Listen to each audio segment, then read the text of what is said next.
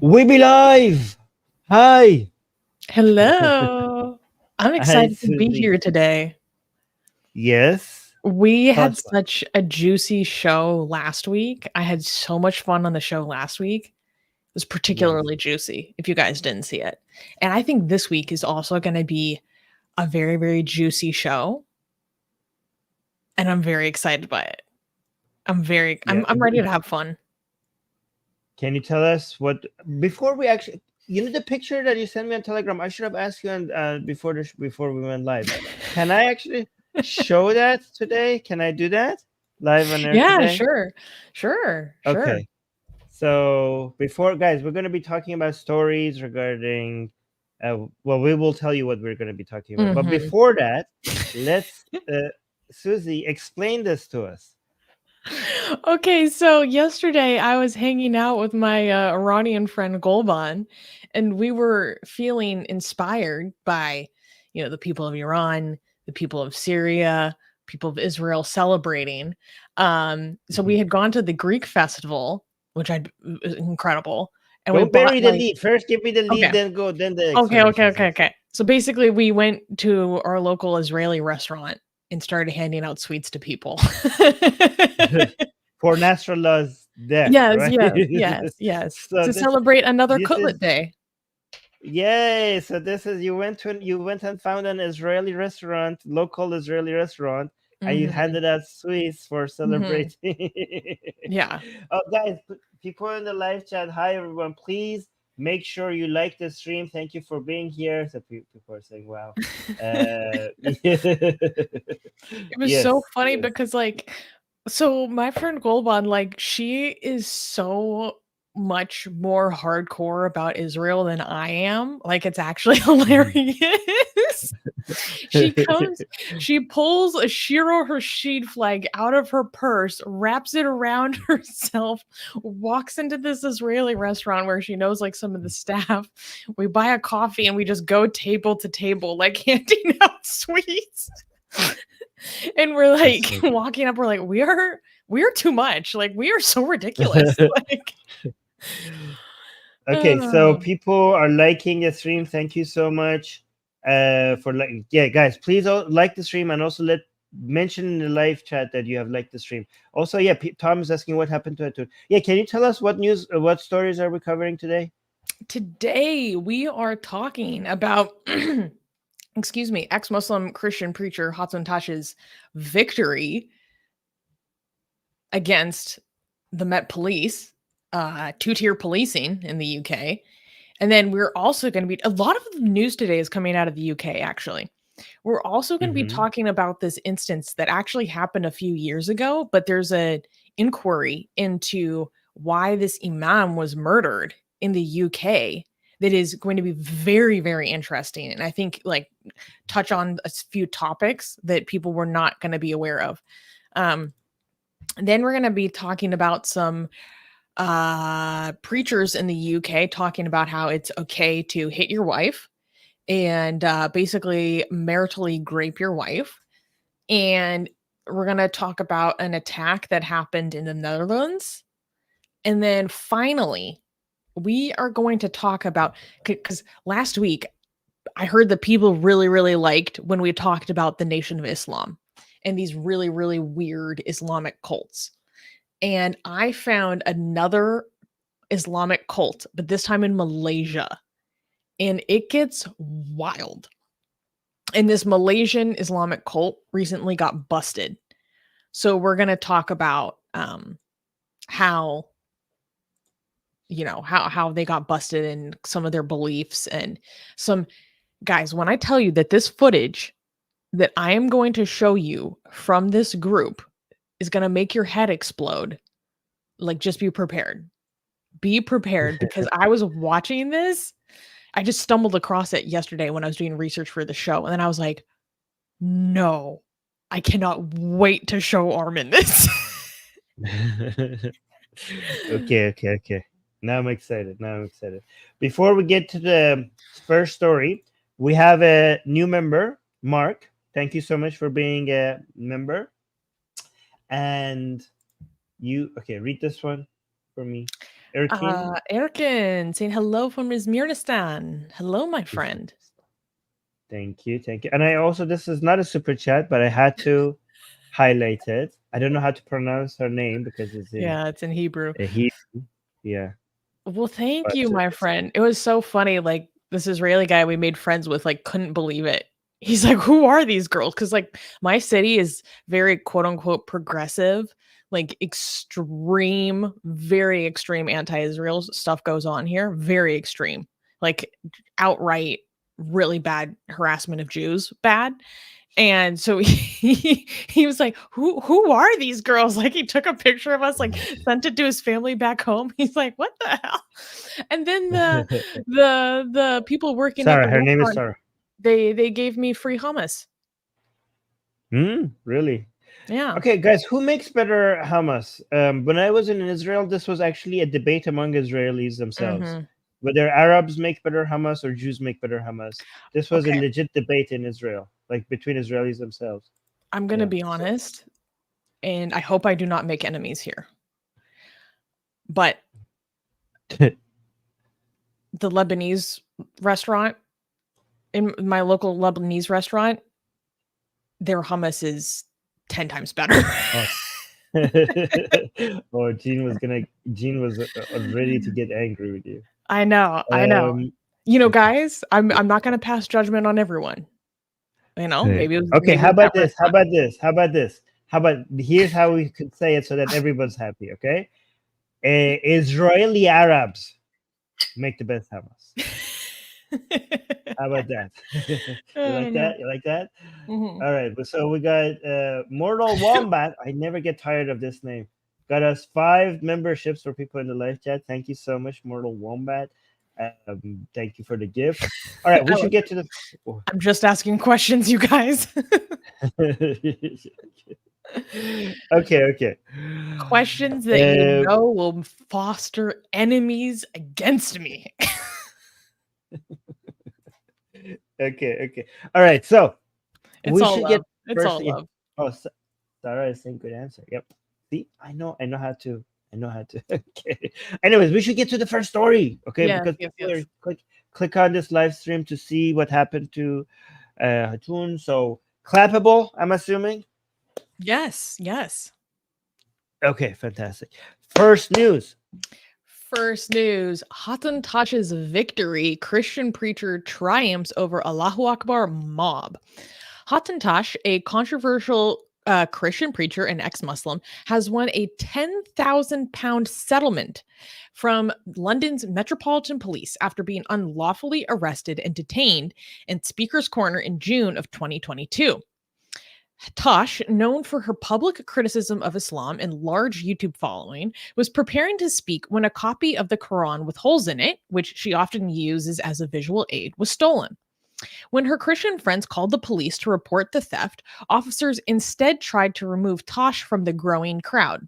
Upon her refusal to move, she was forcibly frog marched into police vans and arrested for criminal damage while wearing a Charlie Hebdo t shirt depicting the Prophet Muhammad.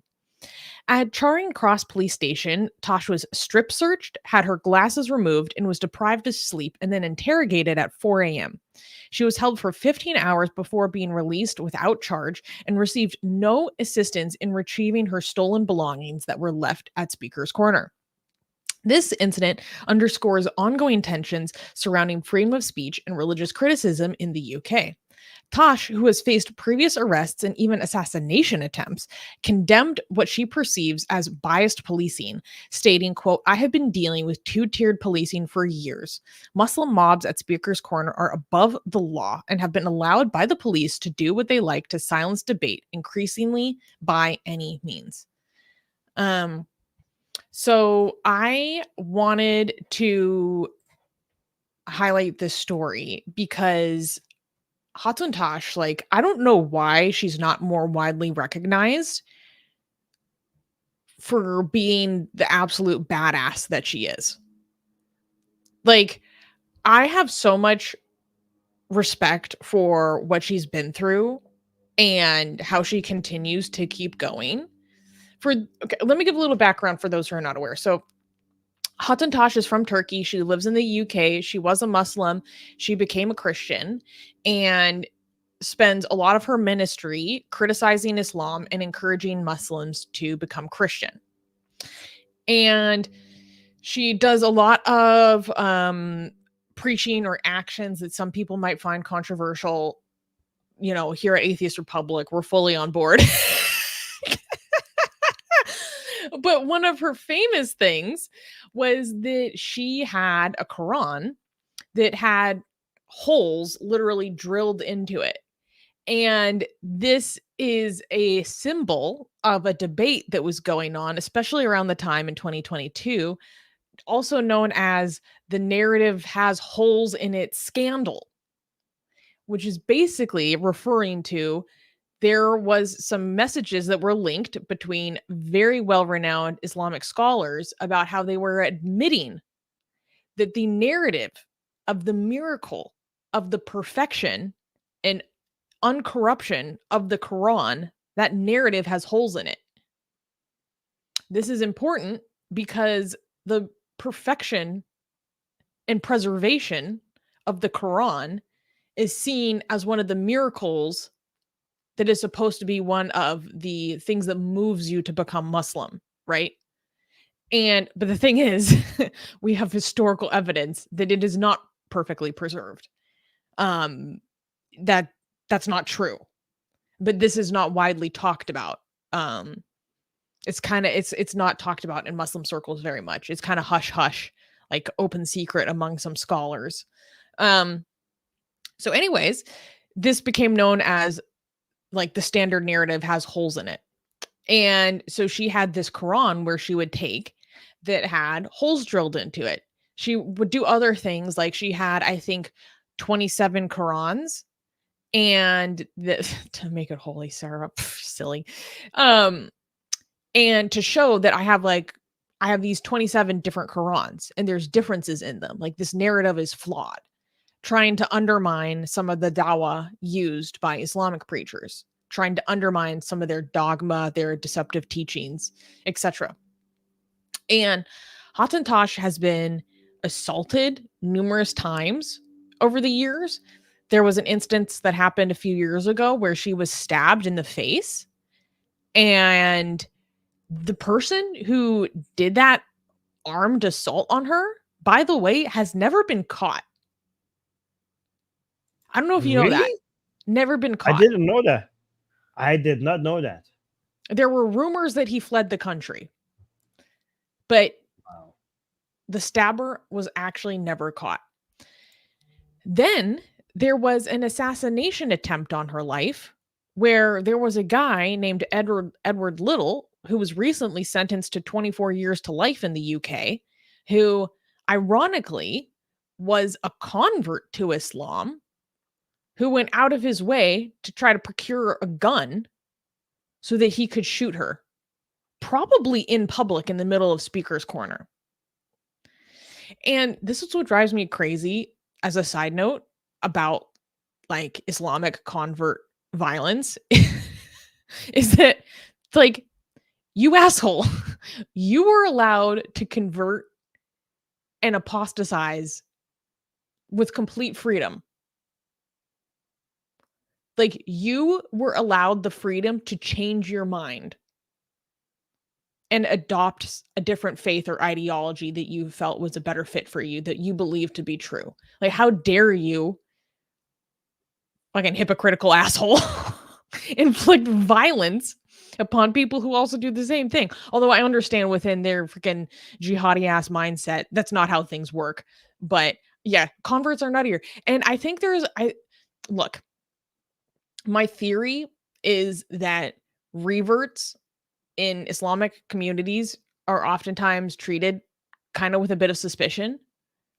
Like, and this is not me saying this. You can go watch so many videos by reverts about their struggles integrating into the Muslim community, how they have a hard time dating, how they're not treated the same, all this stuff.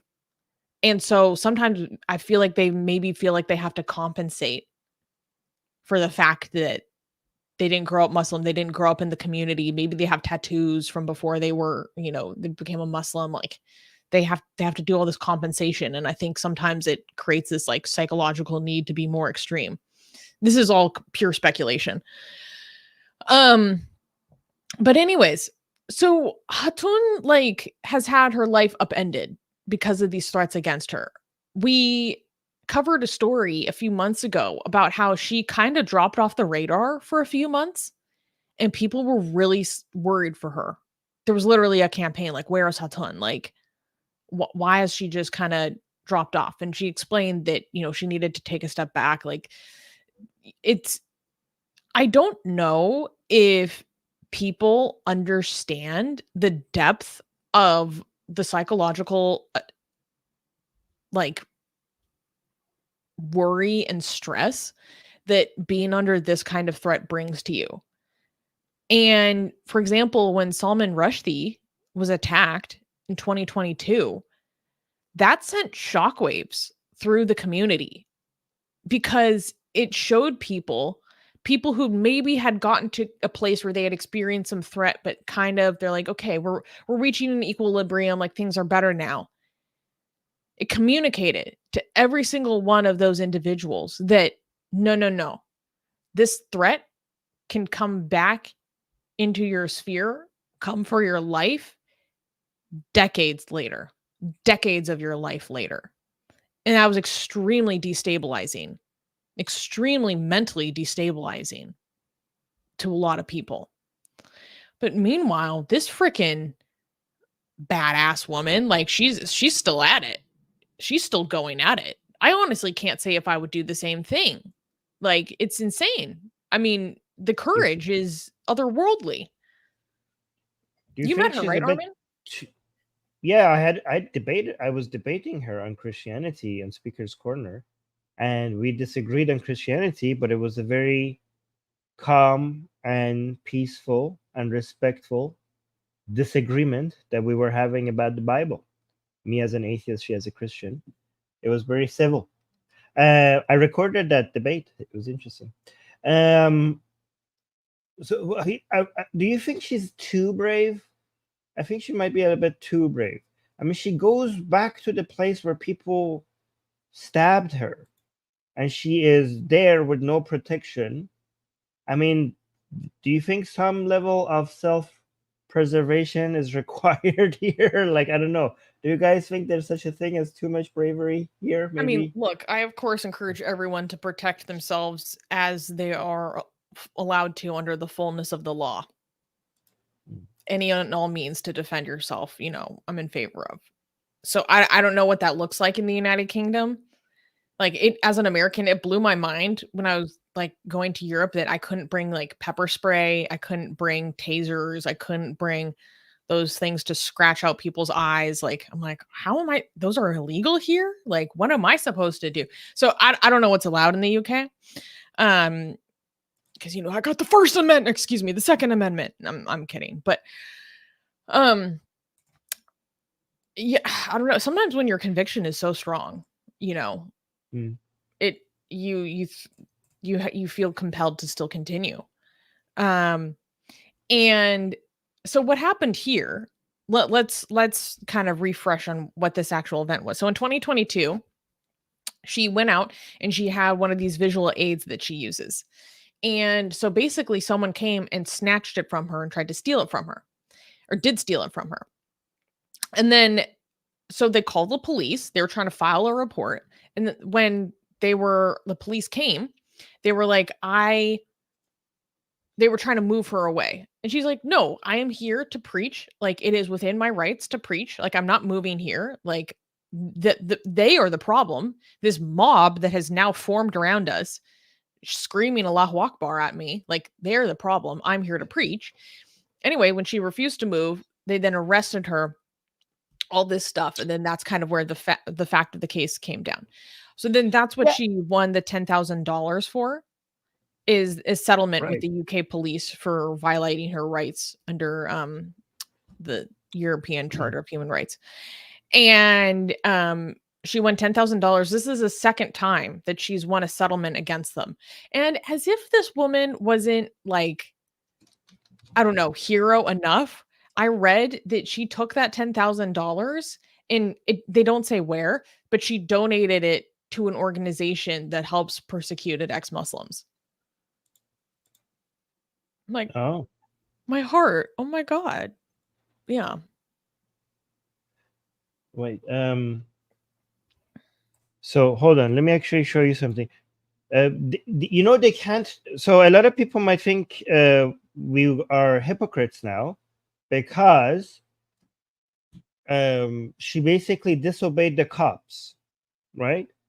But here's the thing: the cops do not have the right to tell you to move from a location. If you are being arrested, then you should not be resisting arrest. But if a cop tells you that you should move from away from here to another location, you have every right. It's actually not within the right to tell you to move, to control you. Like they don't. You have freedom of mobility. You can be where you want to be. So if a cop is telling you to move somewhere and you don't want to move, just ask this question: am I being arrested? Am I under arrest? And if they say no, you're not being arrested, I'm just telling you to move, then it is your legal right to say, nope, I do not have to move. You don't have the authority to tell me to move. That is actually, guys, I don't know. I'm not a legal expert. I looked this up. My interpretation could be wrong. Look it up yourself. Talk to a legal expert. This is my understanding only, right? So go make sure you do your legal research yourself. But again, when the time that you are forced legally to listen to cops is if you are being arrested. For you are not allowed to resist arrest. You should comply when they are arresting you. And if the arrest is unlawful, there's another time you should be fighting it. You shouldn't be fighting it at the time that the arrest is being made. You should let them arrest you, and then you could legally fight them later for their wrongful arrest. I know this because I had to deal with this in London myself. Well, I'm not going to play the audio, but this was when we were protesting in front of the Islamic Republic of Iran's embassy in London for Sahel Arabi, right? This cop lady came to me and told us that we need to move to the other side. And I basically explained to her that, nope, we're going to stay on this side. We're going to stay right next to the embassy. And that's our legal right. And I told her that that's actually I told here, like you see on the screen, it says question asked one time, 2 times, 3 times, because 3 times I asked her, are we legally, I asked her specifically, is it illegal when you're asking me to move to the other side? Oh, she asked for my name. I didn't give her my name. I said, I'm not legally required to give you my name. I can refuse to give you my name. And I asked her, when you tell us to go to the other side, are we legally obligated to listen to you? She wouldn't answer that. And because the answer is no, if the police ask you to move to the other side, legally, you're not obligated to listen to them. The only time you're legally obligated to listen to them is that if they say you're under arrest and you're like, okay, now I'm not resisting any arrest. I'm going to let you arrest me. But yeah, legally, I'm allowed to protest on this side of the street. So just know that. By the way, this video is on Alex O'Connor's video channel. So if you want to go watch it, you can. Let me go find the title. Yeah, the title is Arrested. No, wait, is that? Yes, Arrested for Offending Islam on Alex O'Connor's channel. So go watch that. But yeah. Yeah, every thing is different in other countries. Like in the United States, there are instances where you have to follow a lawful order that is short of being arrested or detained, yeah, so guys, be careful out there. But yeah, we do not support resisting arrest here. It's not a good idea. Not resist arrest. Don't do it. It's bad. Don't do it. But I can completely understand the frustration if you call the police because you're the victim of a crime and they deem you to be the problem ostensibly because you're offending Islam. and then they arrest you. I'd be furious. And yeah, and this is the thing about, the whole idea of two-tier policing that's caught on in the UK recently, especially under Keir Starmer. Like, this is not a new thing. This incident happened in 2022. That problem has been going on in the UK for a long time. And then there's like journalists and articles that come out like, where did the myth of two-tier policing catch on so quick? I'm like, the myth? What are you talking about? I can see it unfold with my own eyes for years. Like, it's crazy. Right. Oh, another recommendation, may I add? Make sure as soon as you have any interaction with the cops that you start recording. You have to start recording everything. One, two, make sure that you keep asking the cops every time they ask you to do something. If you don't want to do it, ask the question: am I legally obligated to do this? Like, is this a law? Like, am I, like, make sure that you record them answering you, because if they pretend something is legally required when it's not, then you have caught them lying to you, misrepresenting the law, right? And also make sure you have access to the internet so you could keep checking the law on what is legally required, and you keep showing them that, like, listen, look, I don't have to actually do what you're telling me to do. This is not like yeah. Anyways. All right, let's answer some stuff in the chat. Yeah, well, but I think the most important takeaway is, like, if you think that something in your arrest was not legally correct, the time to deal with that is when you get lawyers afterwards. Right. Like, let's be clear. Yeah, like, that's when your phone is not a lawyer. The cops are not lawyers. They often don't know the law to the fullest extent. Like, I would rather get arrested. That's only when they fight them afterwards. But that's only. Yes, but that's only because there's a very difference between when the police tells you to do something, move around. Those are nothing to do with arrest. You have rights to not obey the cops. Maybe again, check this with a lawyer or whatever, right? But when they actually communicate with you that now you're under arrest, now it's a completely different game. If they have to announce it, like, they can't just like not announce it. They have to announce to you that you're now being arrested. Then do not argue, do not resist, just fight it in the court. Yeah. Anyways, let's go with the chat. But anyways, a good see. This is what Hatun did as well, right? So all of this was unlawful, and she managed to get 10,000, 10,000 pounds, from all of it. Yeah, how many dollars is that? I don't know. Over 10K. Over 10K.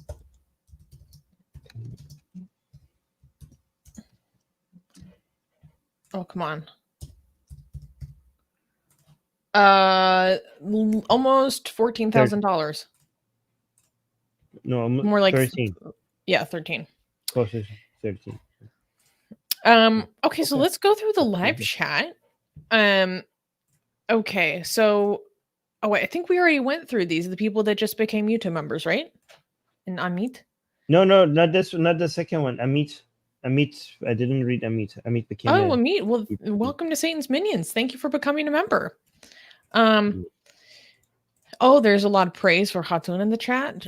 Chai is saying she's so brave. Metaphysical Lobsters, why would you call them reverts when they're actually converts?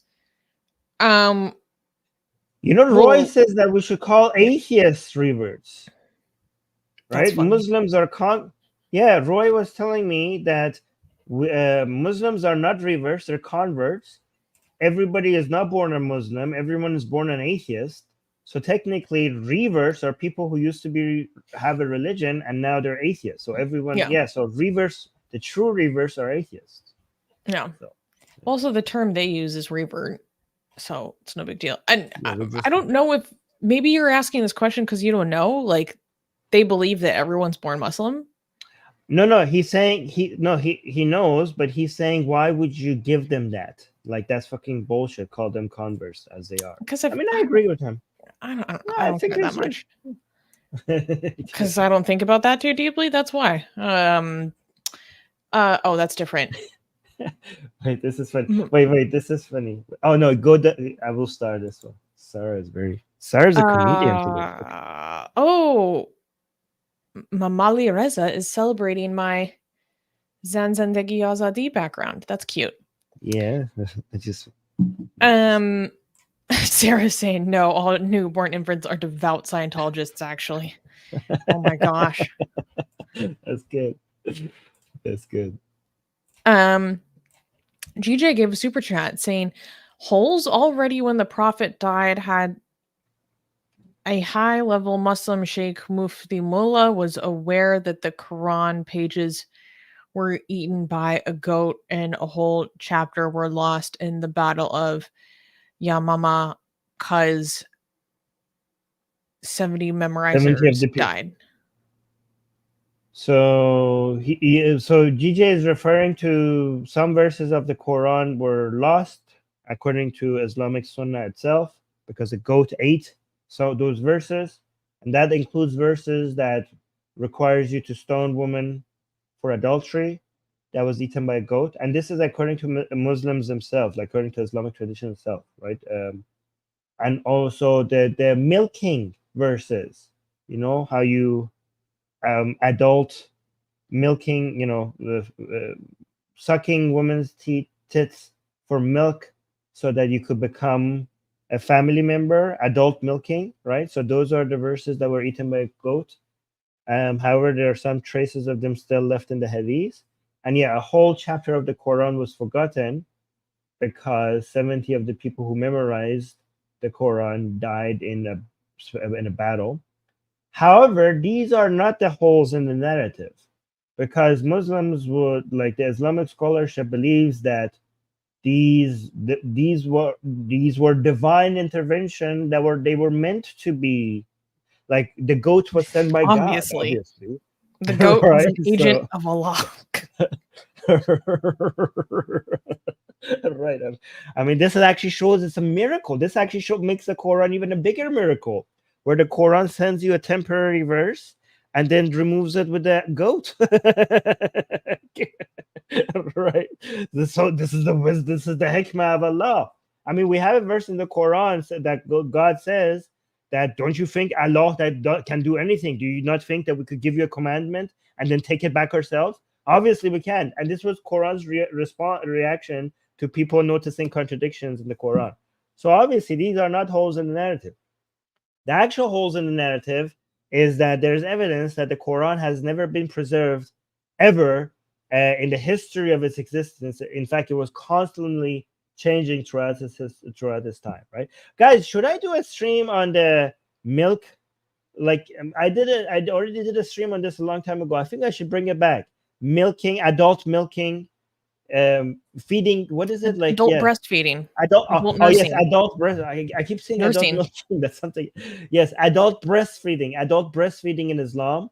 It's actually very serious. It's a very serious topic. It literally is. It literally is. Adult breastfeeding in Islam. I should do an entire stream on that. It prevents countries. We covered it recently in Pakistan. Like they shut down the country's first breast milk bank, which literally saves the lives and help nurtures premature babies from the brink of death. Like they shut it down because of the mental issues with milk kinship. Yeah, people are saying guys, don't forget that it's very, very important that non-Muslim babies never receive the milk from a Muslim woman. Never forget that. Literally why they shut it down in Pakistan. You can't make this stuff up. Okay, so this is going to get us demonetized, but the reason why milk banks are shut down is to avoid motherfucking. That's basically it, right? If you drink someone else's milk, they will become your mother, and you might end up marrying them, and then you end up fucking your mother. And Islam is very much against that. Or your sisters. So so sister fucking and mother fucking is the reason why Islamically they have to shut down milk banks, is to avoid potential mother fucking or sister fucking. Yes. Right. The milk, the suckling verses in the Quran are not there anymore, but they have still been preserved in the hadith, which makes it, I don't understand how is that the miracle anymore, So if you wanted to remove them, why is it still preserved in the Sunnah? Like, so how is that a miracle? So why is it like, why did Allah send the goat? I don't know. It doesn't have to make sense. It's religion.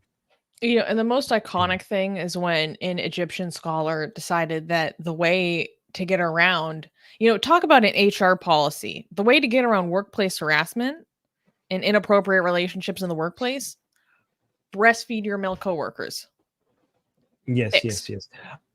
Aisha, Fixed everything. Yes, we had a fatwa in Egypt.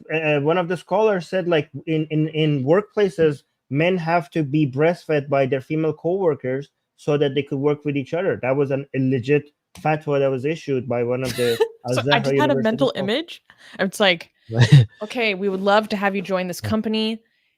You got the job. You're hired. We're so excited to have you. Now whip out that titty. Okay, boys, line them up down the hallway. Let's keep this. Like, what? Well, Aisha did exactly that. Aisha never had a child herself. After Muhammad died, she was like raising an army to go to fight, and she wanted to speak to these generals that were men, and she couldn't speak to them because they were men, and she was a woman, and she didn't have any milk herself because she never got pregnant. So she got her sister. She treated her own sister who had milk like a freaking cow. She was milking her sister to go around, give it to these men so that they could become family. Because if they became sons of her sister, then would be their auntie. Yeah, she would be their auntie, and then now she could go talk to them. So she was basically chasing her own sisters for milk to give to these men so that she could actually speak to them regarding war plans.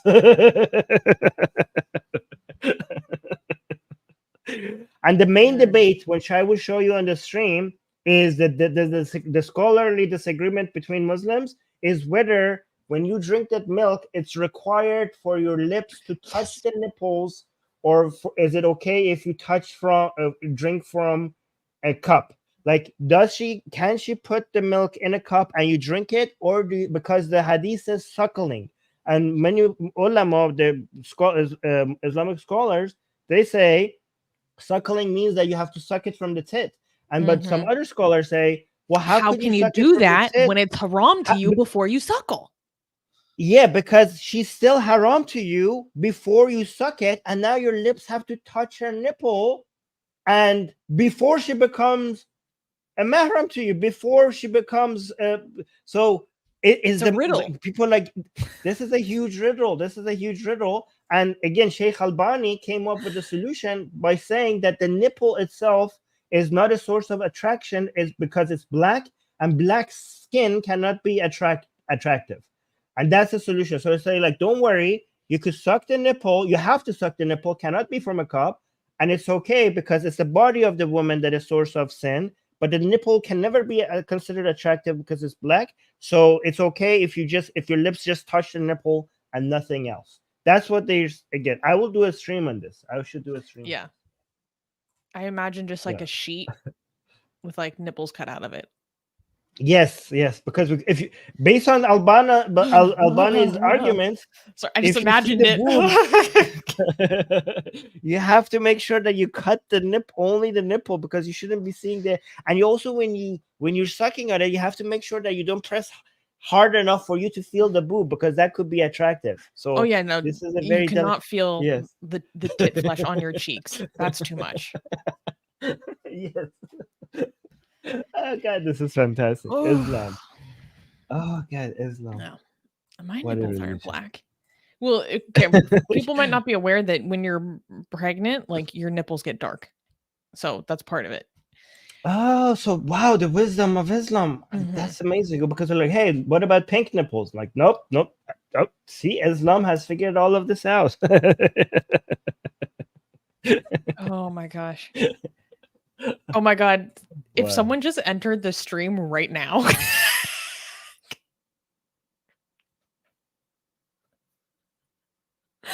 I'm dead.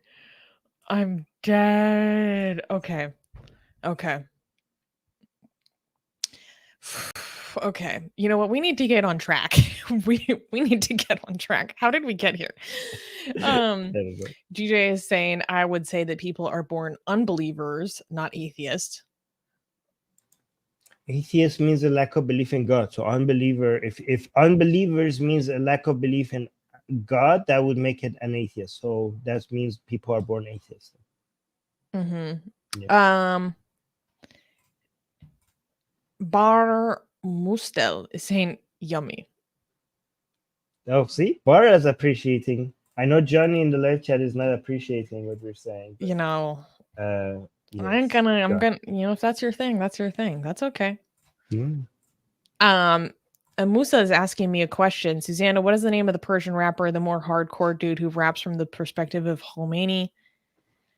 I don't know about rapping from the perspective of Khomeini, but I think you're talking about Shapur. Or maybe Bahram. I don't know. Probably Shapur. Anyways, okay, so let's go to the next news. Clap worthy. Okay, so someone did die, but we are going to clap because we are, you know, people got caught.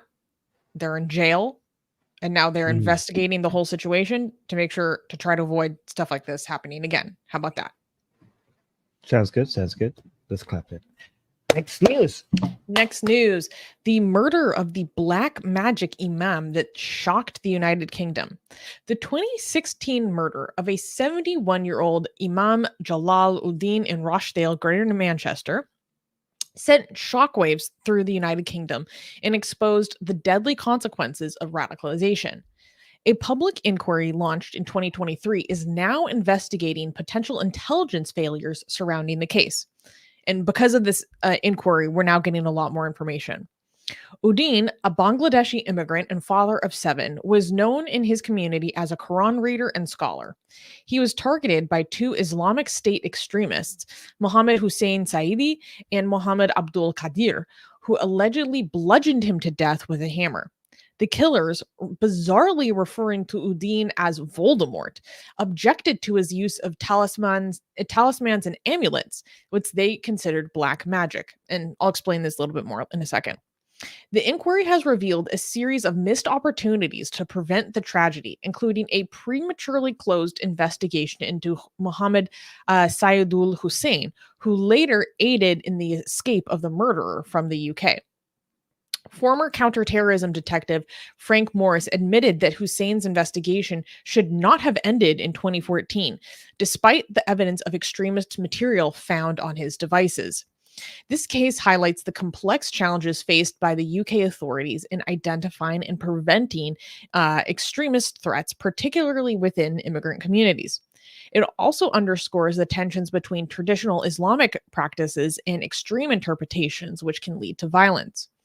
The inquiry, set to publish its findings next summer, is expected to provide crucial insights into improving counterterrorism efforts and community integration into the United Kingdom. So let's take a step back and talk about what this case was and then what's happening now. Okay, so basically, in 2002, this man, Imam Jalaluddin, immigrated from Bangladesh to the UK.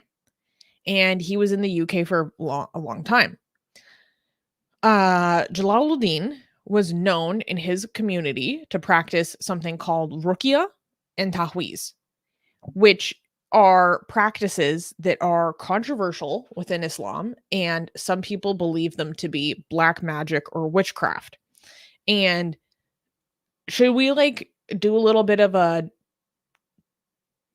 pit stop into what those practices are first? Well, no, let's finish the story and then we will go back to that. Okay.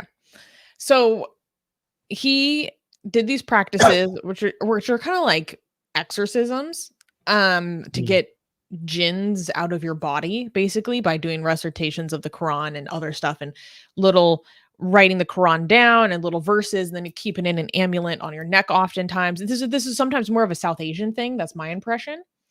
And so this is seen by some people to be very corrupted, very innovative and against Islamic teachings. And we can unpack that a little bit more in a second. So there were these guys in the community who became aware that this imam was doing this practice. And these guys were Islamic State sympathizers. And they think that one of these guys was radicalized when he went in a humanitarian convoy into Syria in 2013. And they became aware that the imam, Jalaluddin, was in the United Kingdom illegally because the imam had overstayed his visa. And the imam was on the authorities' attention as being here in the UK illegally, but he would stay with different families in the community constantly, and he was constantly moving, so they couldn't actually serve him papers to deport him and stuff, or some little detail or technicality like that.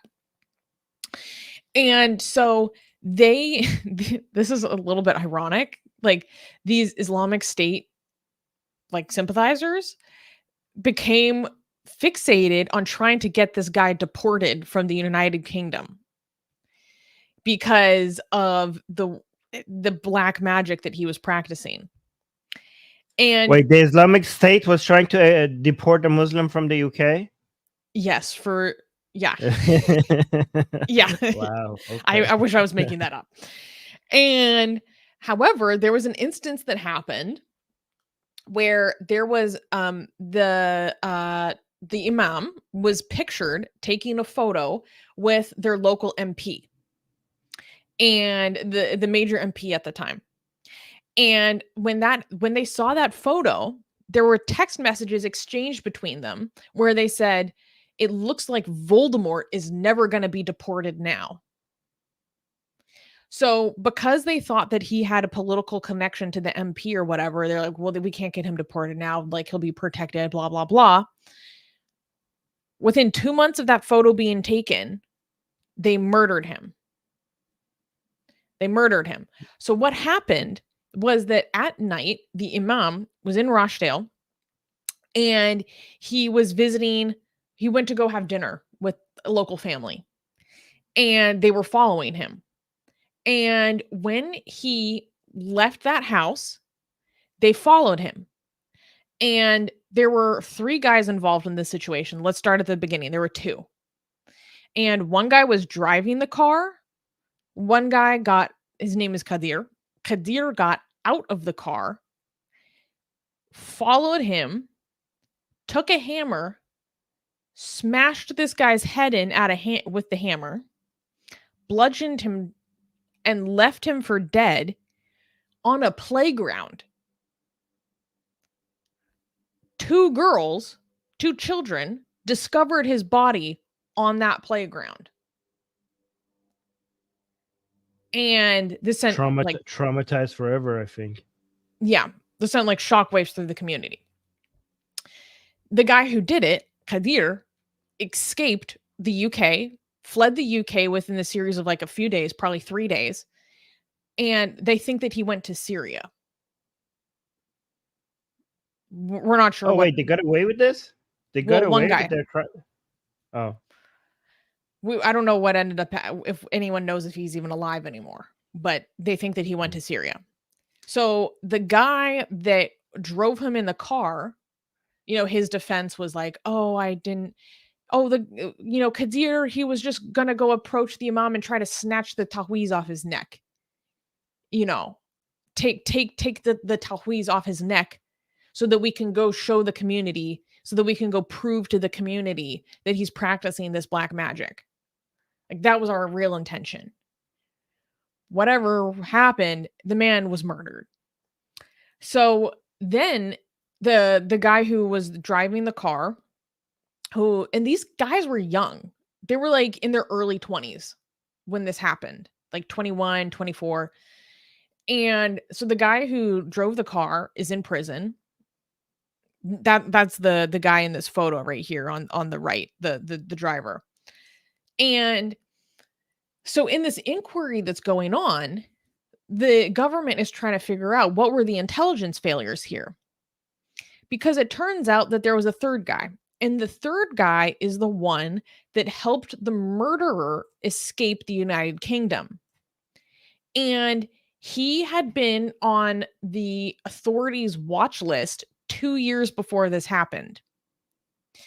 And because the nephew of that guy, his kid nephew, was showing up to school at the age of 8 years old talking about how he wanted to join the Taliban. So that prompted an investigation. Why is an 8-year-old talking about wanting to join the Taliban? They started doing the investigation. They discovered this guy. And they said that there were this when I was reading the report on this, Armin, my brain exploded a little bit because they did a search of his phone. They found tons of like pictures of Osama bin Laden, pictures of weapons. They said that they found videos of executions all over his devices.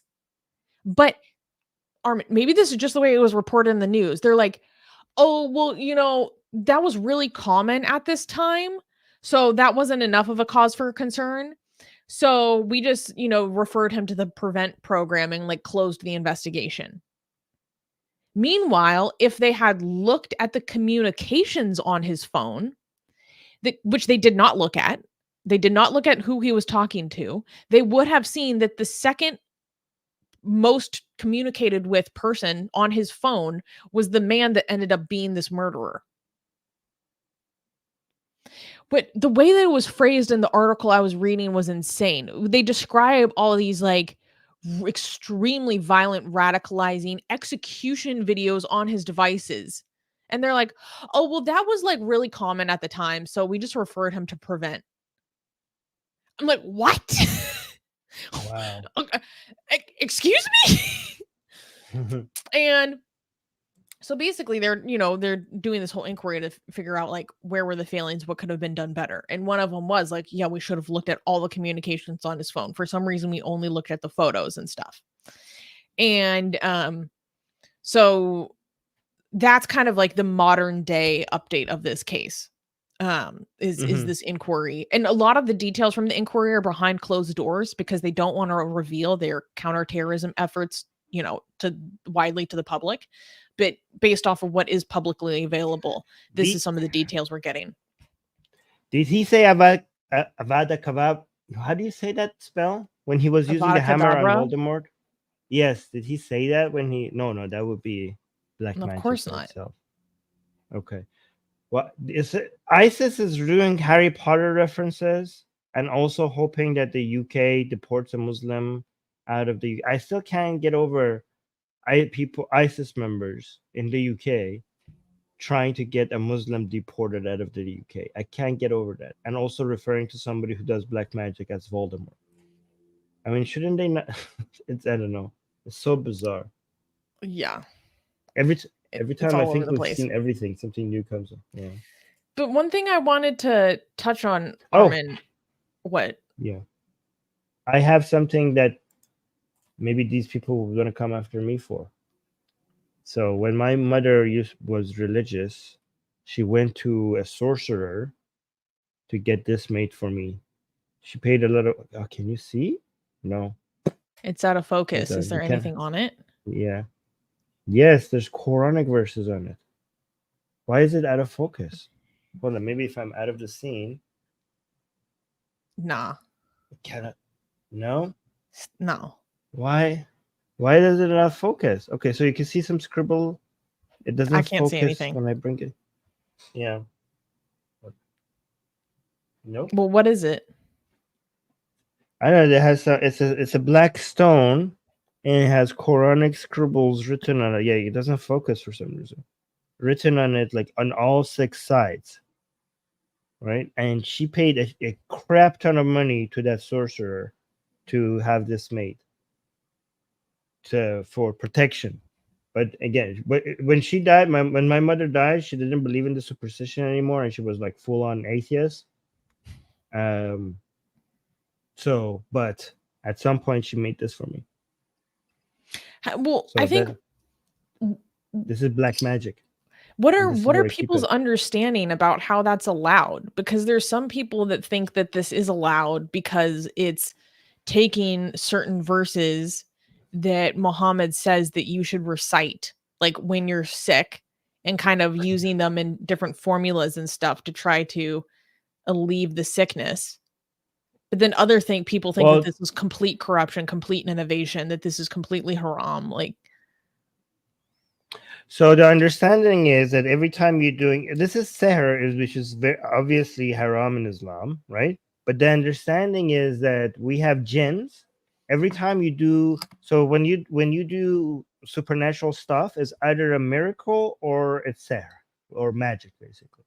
When a miracle is when a prophet doesn't use his own power, but God's power that is being channeled through him. That's a miracle.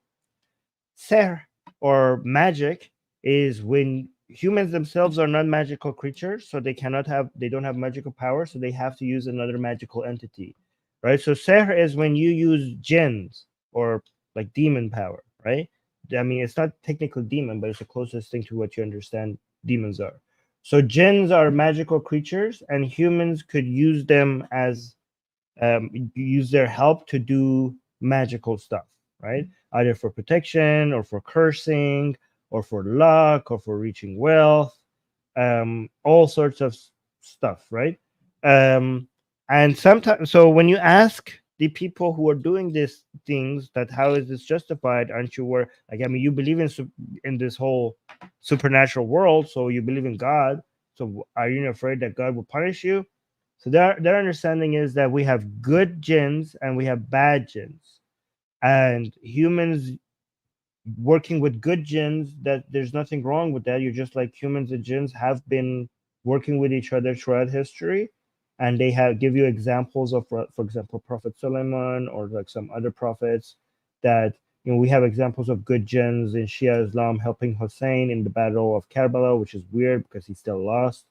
But anyways, there's so many examples of jinns actually helping jinns helping prophets and imams in history, and it's like this is just basically that, which is interesting because then sometimes so they basically we have white magic and black magic. White magic is they consider it when you use like good jinns when you help with you take their help, but there are also evil jinns that some people say that okay, for last results they go to those evil jinns, and sometimes but they warn you that the price for that is very high.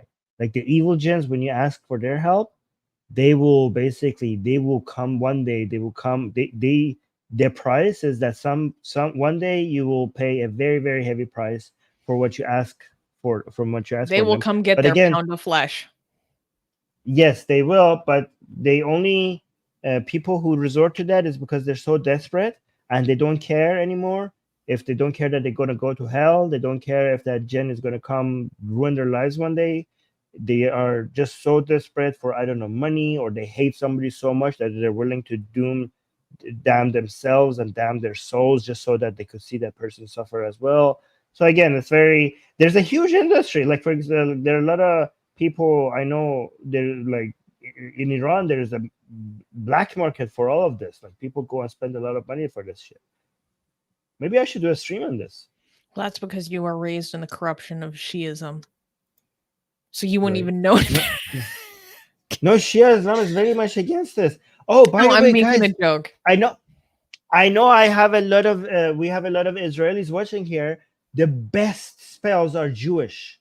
Like the most powerful within within Islamic Sikh community or all these sorcerers, the understanding is that if you go Jewish with your casting of spells or I don't know prayers or whatever. Like for example, if this stone had Jewish letters on it, people are like, okay, this fucking shit works because they think the original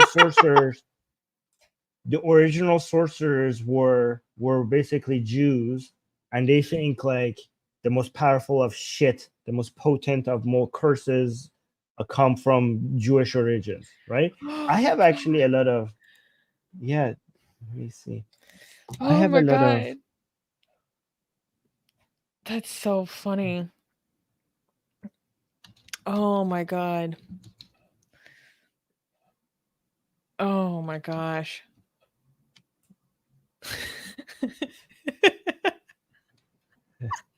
I just imagine them seeing like some little amulet with random Hebrew on it that like is just random letters together. They're like, oh, this is powerful. I could.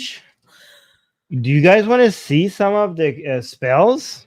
I have the books, but I have to dig for it. I will find it. Guys, let me know in the live chat if you would like to see some of the freaking black magic stuff. I have their books downloaded somewhere and I could show it to you.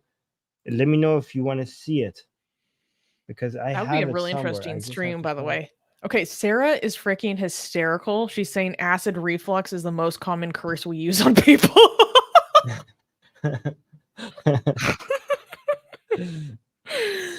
Oh my god. Yeah, other people are saying that it's Jewish mother guilt. Oh my god. But Armin, Yeah. I have something that I want you to like explain to people. So do I have your attention? Yes, go Okay. on. Because I think many people not familiar with these issues would see this instance happening in the UK and not really understand, like, I'm talking like a complete normie. They would not understand like why these Muslims would want to go kill an imam. Like they would think that that's like insane. They wouldn't understand it at all. So for someone who isn't familiar with these issues, like, can you explain to an outsider why this belief is like the corrupter, the innovator is actually the most worthy of hatred? And then also then why takfiris are like hated so much? Because I was trying to explain this to my boyfriend recently, is oftentimes we from the outside of the community don't understand how the corrupter is actually the most hated of all. Well, technically, this is not bid'ah or corrupter or reform. This is something that Islam considers itself very familiar with. Like even Islamic, Muhammad was cursed by these sorcerers and stuff. Like we have it in store. So the reformers are people who are misrepresenting Islam, but sorcerers, they're not misrepresenting Islam. This is part of Islamic tradition that these are evil people that need to be killed. So it's not even changing. This is completely according to the Sunnah or the tradition of Islam. They're part of Islam. They're considered people who make deals with jinns, and they're evil and they need to be eliminated. So, okay. Yeah. Well, that's an important clarification for myself. Thank you. Okay. Did you have anything you wanted to add to this, or should we go through the super chats? I can't find the magic books that I wanted to show, but let me know if you guys want me to do a stream, maybe showing you these crazy. God damn it! I wish I had it ready. Let me ask my friend. Hold on, let me ask my friend. سلام، کتابای سحر رو همین الان برام میفرستی؟ Wait, we can hear you. I know. I'm asking my friend to send them to resend them to me. Okay. All right, let's go to. If I get it during the stream, I will show you, because they're fucking insane. Like if I show it to you on stream, like I have them in PDF, and they're not supposed to be in PDF. These were supposed to be magic, like sorcery books that were supposed to be for an elite few, that no one's eyes should be laid upon. And somebody went and scanned all of them, and now they're in PDF. So they think like even seeing them, like legit esoteric knowledge. Oh, that's interesting. Yes. Ooh. I know I downloaded it somewhere. It's on my computer somewhere. I just have to find them. Okay, well, let's go through the can't talk super chats. Vidi Veritas, thank you for the super chat saying hype train worthy news. Well, I think there's a lot of hype train worthy news today. Juicy news. He also gave 2 super stickers. Thank you so much, Vidi. Thank you. Ayatollah Hominy, funny name, gave a super chat saying, "Miss me, Armin, my boy? I'm made of corn." Yes. Yes, yes. I missed you. Thank you for being here. GJ gave a super chat saying in late August 2018, Dutch Enfant Terrible TV show host Paul de Levive breastfed on a woman live on a Saturday night, reporting peer-to-peer breast milk sharing Ooh. because too much baby formula Aero China, I think maybe coming from China. Okay, that's I wild. found it. I found it. Okay, Wait, do you want to hold go to on. that? No, read the super chat. Okay, so hold on. Let me do a screen share. Ooh, guys, I found it. You're in for a treat. Okay, so let me show you this. So this is, I don't know what Kanzal Khas. I don't know Majmui as. So Yahud, you can see it says Yahud means Jews, right? So these are guys. Nobody is supposed to be seeing this. Like what I have right now is illegal according to sorcerers for you to see this. This is like people would. I'm not kidding. People would genuinely murder me simply for showing this to you. This is supposed to be very secret sorcery knowledge that people shouldn't have. And somebody went and scanned all of this and just put it somewhere for download for people, right? So these are a lot of the stuff that you can see here. And this is apparently sorcery that it's a mix of Quran and Jewish sorcery. Like this is, and you can see in Persian, it's explaining to you how you're supposed to be using them. And there's a lot of, hold on. Look, you can see the mix of numbers.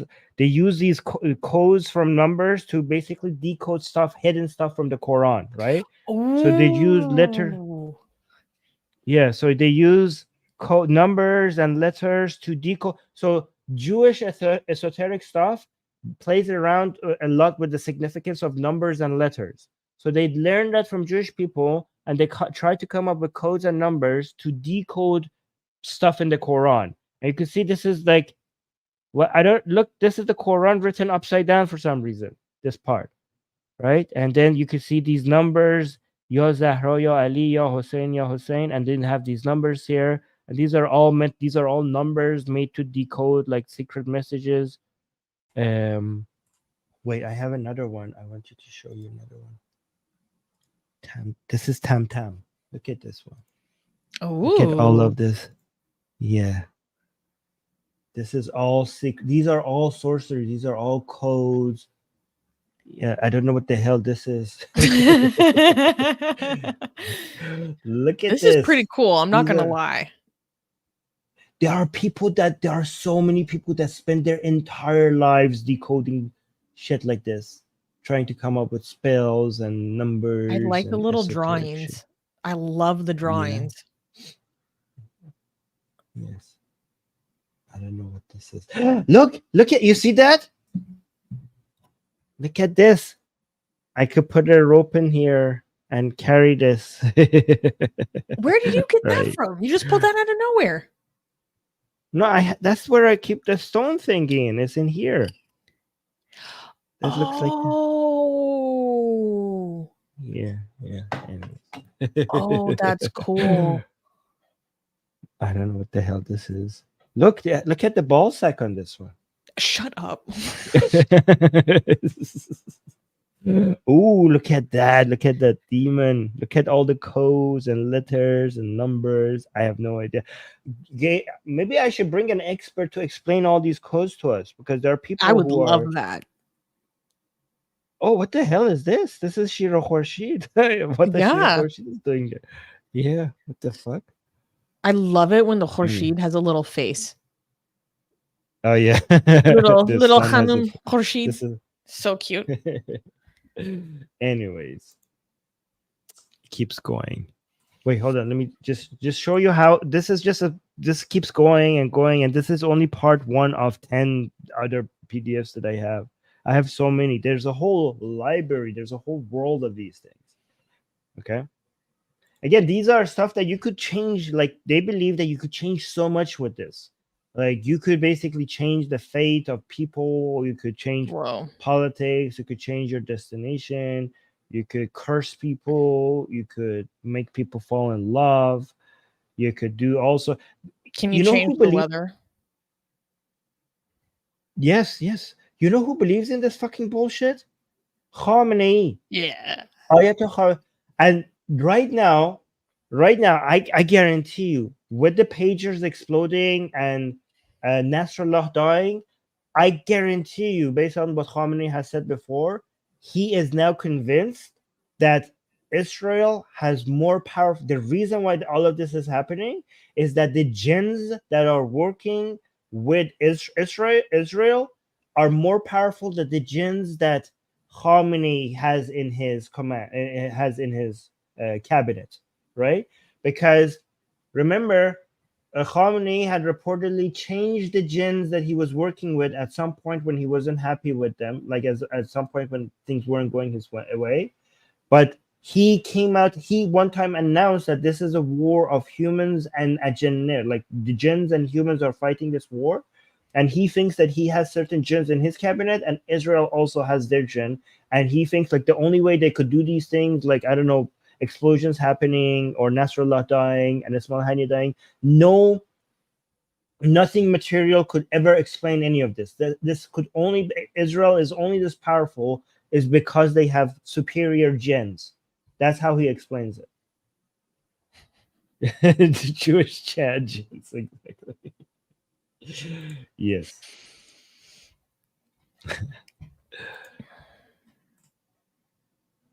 Jewish jinns.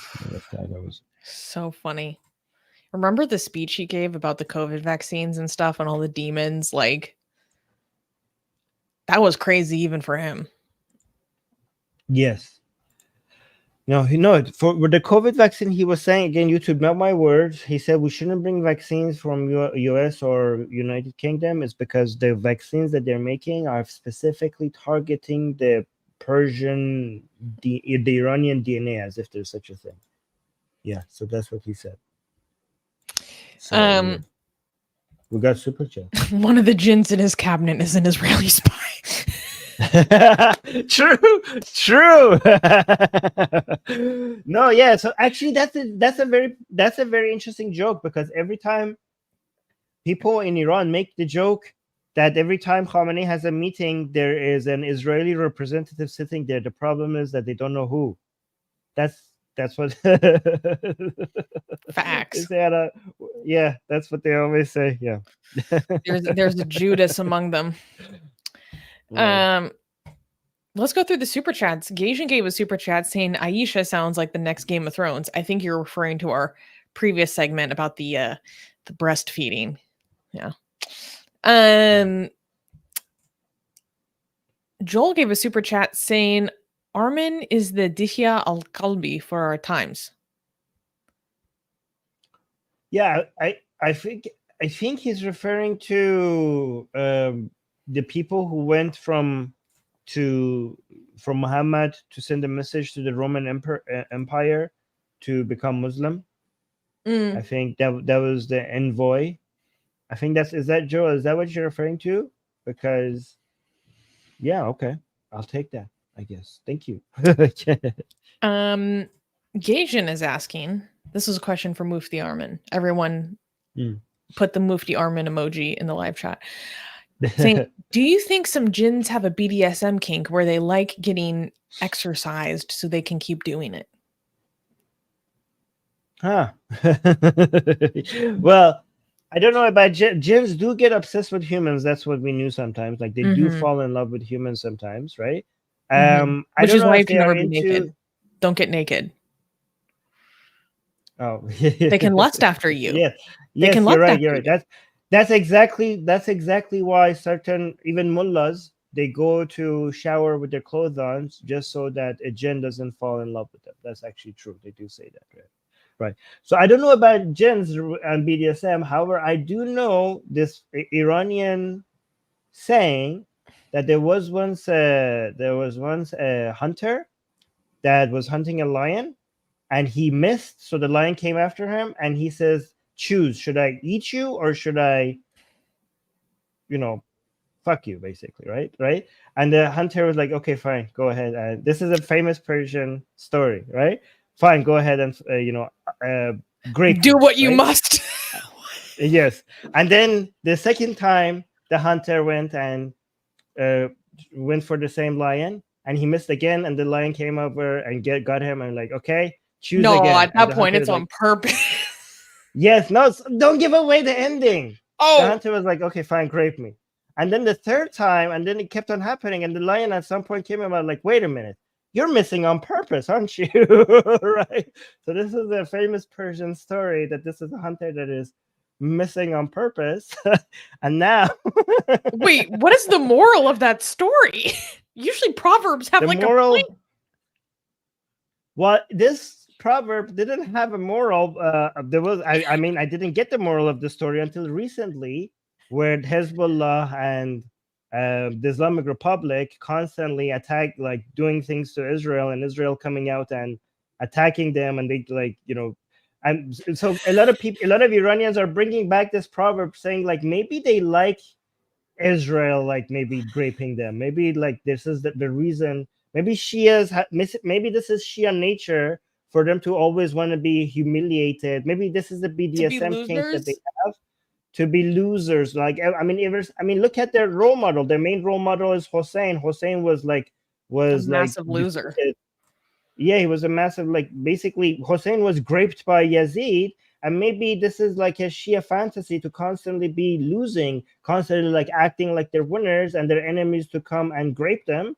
And they are basically comparing Shias to this hunter that is constantly getting graped, and maybe they're into it. Maybe they're into it. Maybe they're into Not losing. I don't know. guys, not literal grape, but just in a fuck around and find out kind of way. Yes, yes. Lion grape. There. That's wild. That's a wild proverb. Right. You haven't heard this? This is a famous Iranian proverb. Oh my god. Oh yes, somebody in live chat is saying, Armin tell the sword and ass story. Do you want to know this? Yes. So Shias always say khun bar shamshir piruz ast. Khun means blood, and they say the blood will be victorious over the sword, because Shias like to die all the time, right? They love dying, and they think like the blood of the martyrs will eventually be successful, like defeat the sword of their enemies. So they're saying that blood is victorious over the sword, right? That's why they're so much into martyrdom, right? But the problem is that khun also in Persian, khun means ass, and khun means blood. So now a lot of Iranians are saying that, okay, this is the victory of not of khun over shamshir, but kun over shamshir. So they're saying that if you shove a sword into an ass of a Shia, what the Shia will say like, oh, I captured your sword with my ass. I won. I am victorious because I have captured your sword. Now I have with your my sword in my ass now. Yes. I got you.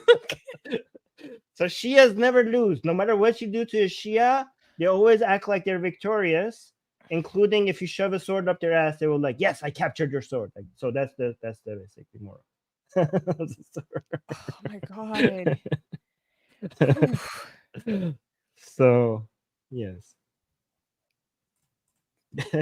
Persians are too funny with this kind of thing. Oh my god. I think it's so funny because like Persians have such a strong like etiquette and politeness culture, but like under the surface, it's like so dirty. This is actually, but there's a truth behind all of this. They say Shia bach nadare, meaning Shia would never admit defeat. No matter what the fuck you do to Shias, no matter how many times you defeat them, they always act like they're the more powerful and they're victorious. No matter, that scene from Monty Python, this nothing but a flesh wound. The guy when King Arthur cuts his hands, both hands, and he's like, oh, come amputated. fight me. Yes, I think that's the Shia. That's the Shia mindset, right? And that was Hussein's mindset. Like, he was fucking like destroyed in the Karbala, and he was like, "Oh yeah, we won. Okay, sure, buddy.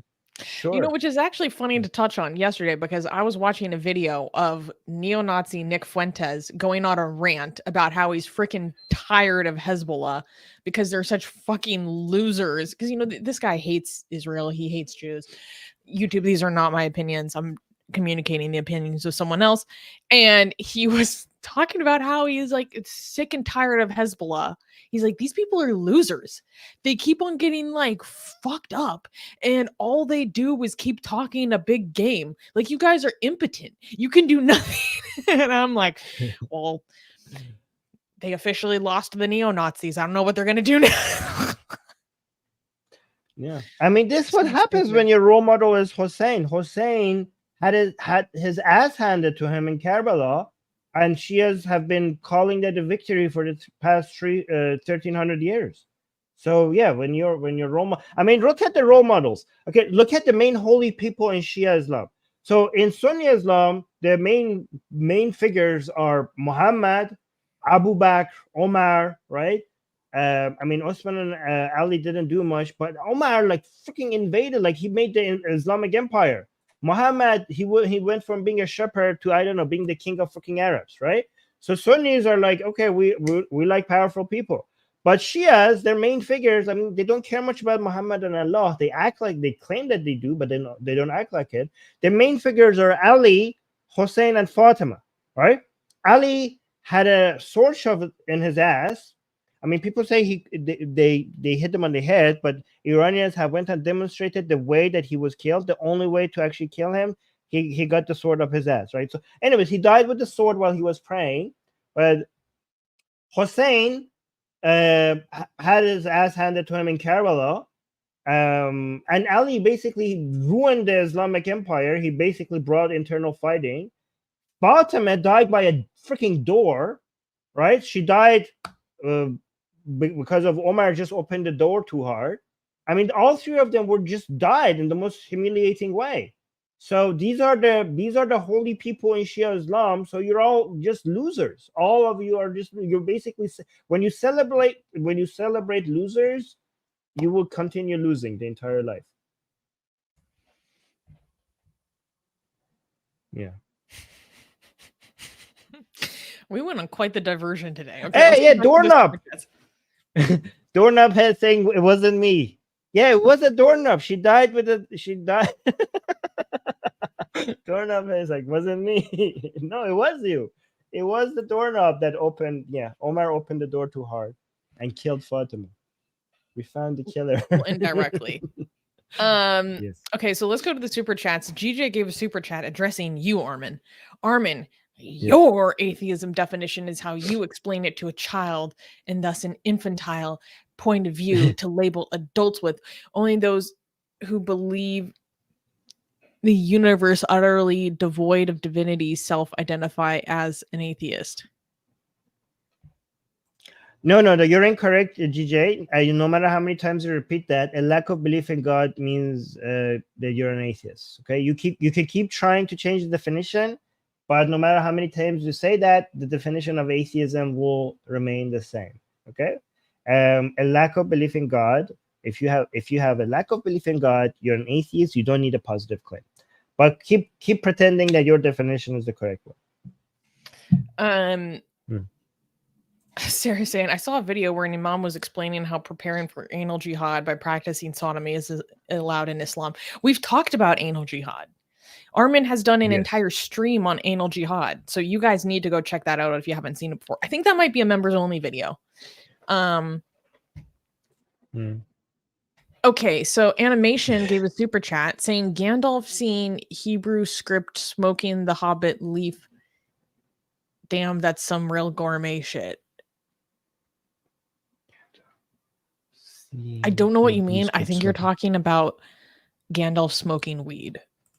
But thank you for I think Animation is high. Yeah, I think he's high while he's I think lettuce himself. I think he's just imagining Gandalf reading some Jewish sorcery, and he just likes to think. I think you're high at the. Okay. But anyways, let's continue. GJ saying, oh, and something totally off topic just came to mind. Susanna, on gender and sexual preference, ever heard of Sarah Sam Bettens, the Belgian American? No, I have not, but I'll look them up for a second. And someone's name, who I don't know because I can't read Hebrew, gave 15 shekels. Thank you.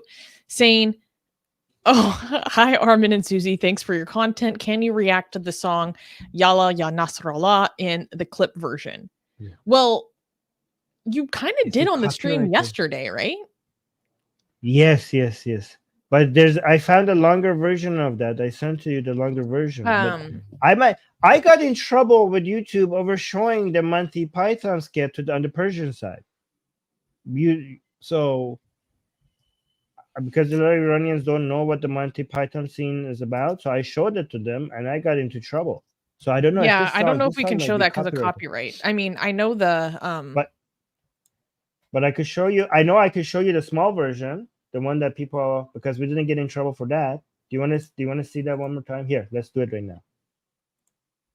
My friend, when we were driving around yesterday, was like, "You have to blast this." So we're in my car blasting this song. Wait, so let me remove this. Can you remove? Oh, here. So again, these are Israelis celebrating the death of Nasrallah. And by the way, Susie, this song was made 2 years ago. So a lot of people are surprised that this song actually came true. Wait, so actually, the translation of the song, do you have the translation? I could bring it right up. I have part of it. No, hold on. The song, hold on. Oh, here. I have it. Really?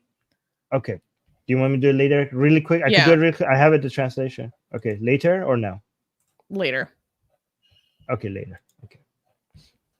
And GJ, to answer your question, I just looked up that person you were talking about.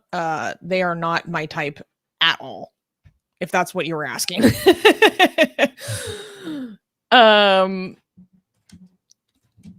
So let's go to the next story. Are you ready? Okay. Yes. Okay, hold on. Okay, let's pull it up. Let's do this. Is it clappable? Well, we're gonna dunk on these people and expose them for being like Islamists and stuff. All right, let's do this. Okay. Next news. UK mosque says it's okay to hit your wife. Well, that's not really a surprise to us here, but it might be surprising to some people. In a shocking revelation, 2 UK mosques, An-Nur Masjid in Birmingham and Mohammadi Masjid in Bradford, have come under fire for hosting sermons that appear to condone domestic violence and marital rape. The mosques, both registered charities for the advancement of religion, uploaded YouTube videos in September of 2024 containing deeply controversial content.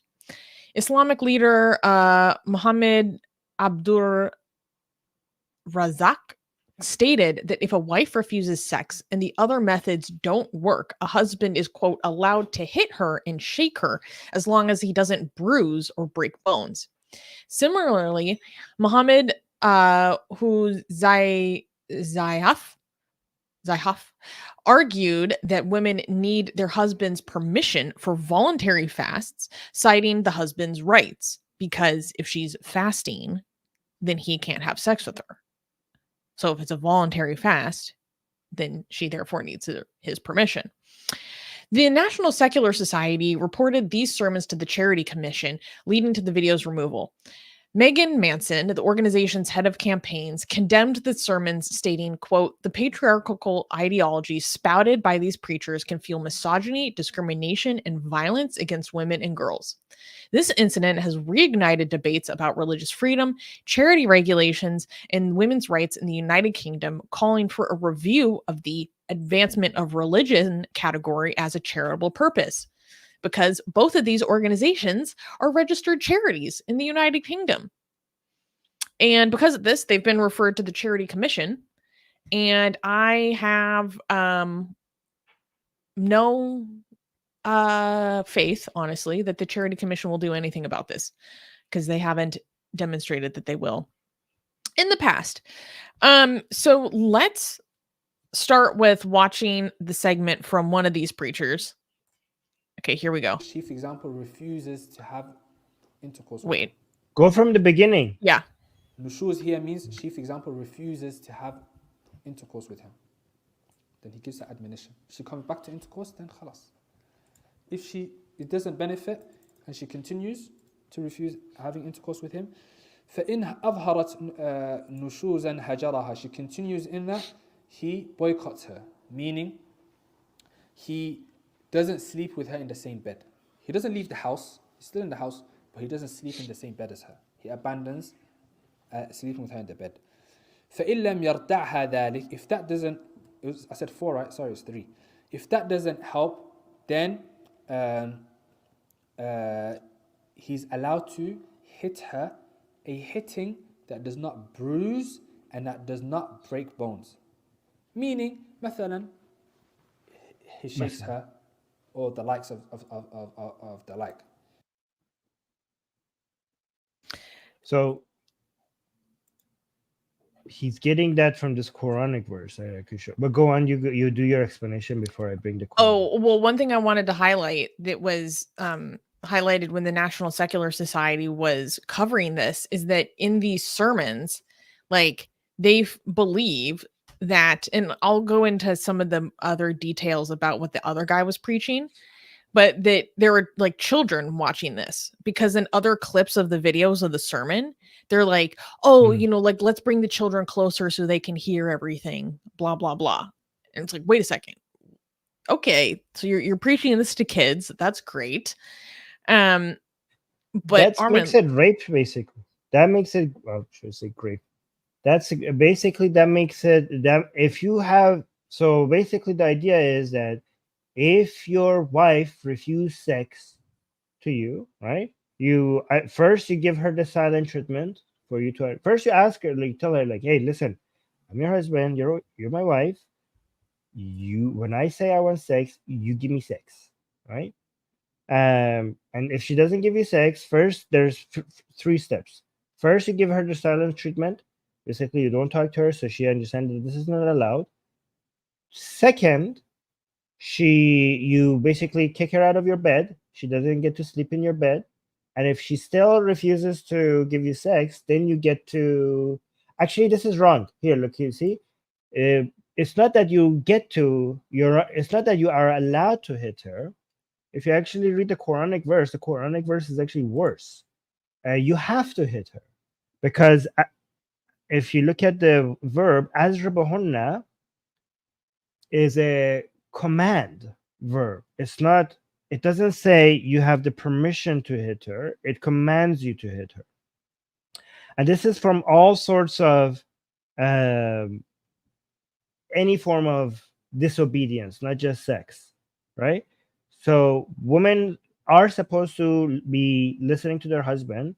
Women are supposed to be providing sex with their husband. Any form of disobedience would lead to, look at this. So when it says first, everything you see in brackets is not actually in the Quranic text, right? So it says first advise them, then if they persist, forsake them in bed, and finally strike them. And when it says lightly, and that guy also says like shake them, this lightly you can see it's in brackets, which means that it's nowhere to be found in the Arabic, the original text. So see this one in bed. Azrabahunna means hit them, strike them. To the place that they get when they say lightly or like in a way that she doesn't get bruised, that doesn't come from the Quran. That comes from the Hadith. As if, and it's good that they say that, because when they use the defense that we're supposed to hit them lightly, it shows that they're confirming that the hitting is there, right? Because if the lightly was not there, they would say like, oh no, Quran doesn't tell you to do that. But because they think that lightly is a good defense, then they have to confirm that the hitting is there. So that works in our favor that they come up with saying lightly, because that actually shows how violent and disgusting this is. But even if it does, even if the Quran meant lightly, the fact that it doesn't include that in the original text and you have to include it here in the translation, even though it's not in the Arabic text, shows that the Quran is not perfect. Like as a Muslim, if you think the Quran is perfect, this lightly that people included in the translation, if it was in the original Arabic text, that would have been an improvement. If it's not an improvement, then why do you have to add it to the translation? So people who say that the Quran is perfect and it cannot be improved, would it not, given that you keep adding the lightly to the translation, would it not have been an improvement if this was added to the actually original Arabic text so that there's no misunderstandings about this?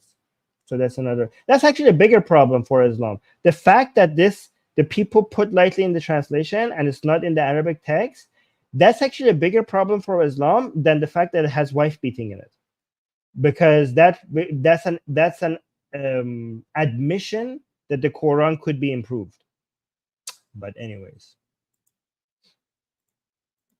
one other thing that I wanted to highlight was that the other preacher, who I don't have a video of, let's go through some of the things that he was preaching. So basically he was saying that hitting wives who repeatedly refuse sex is acceptable, saying if a woman refuses to have sex, then the husband can give her advice and admonish her, and then refuse to share a bed with her, which, you know, is completely covered in that verse we just went through. And saying if that doesn't help, then he's allowed to hit her and shake her as long as it doesn't bruise her or break bones, like that guy just said. But then he goes further and he says it is the minimum right of the husband that his wife has to listen to him when he commands her, specifically even more so when it comes to intercourse.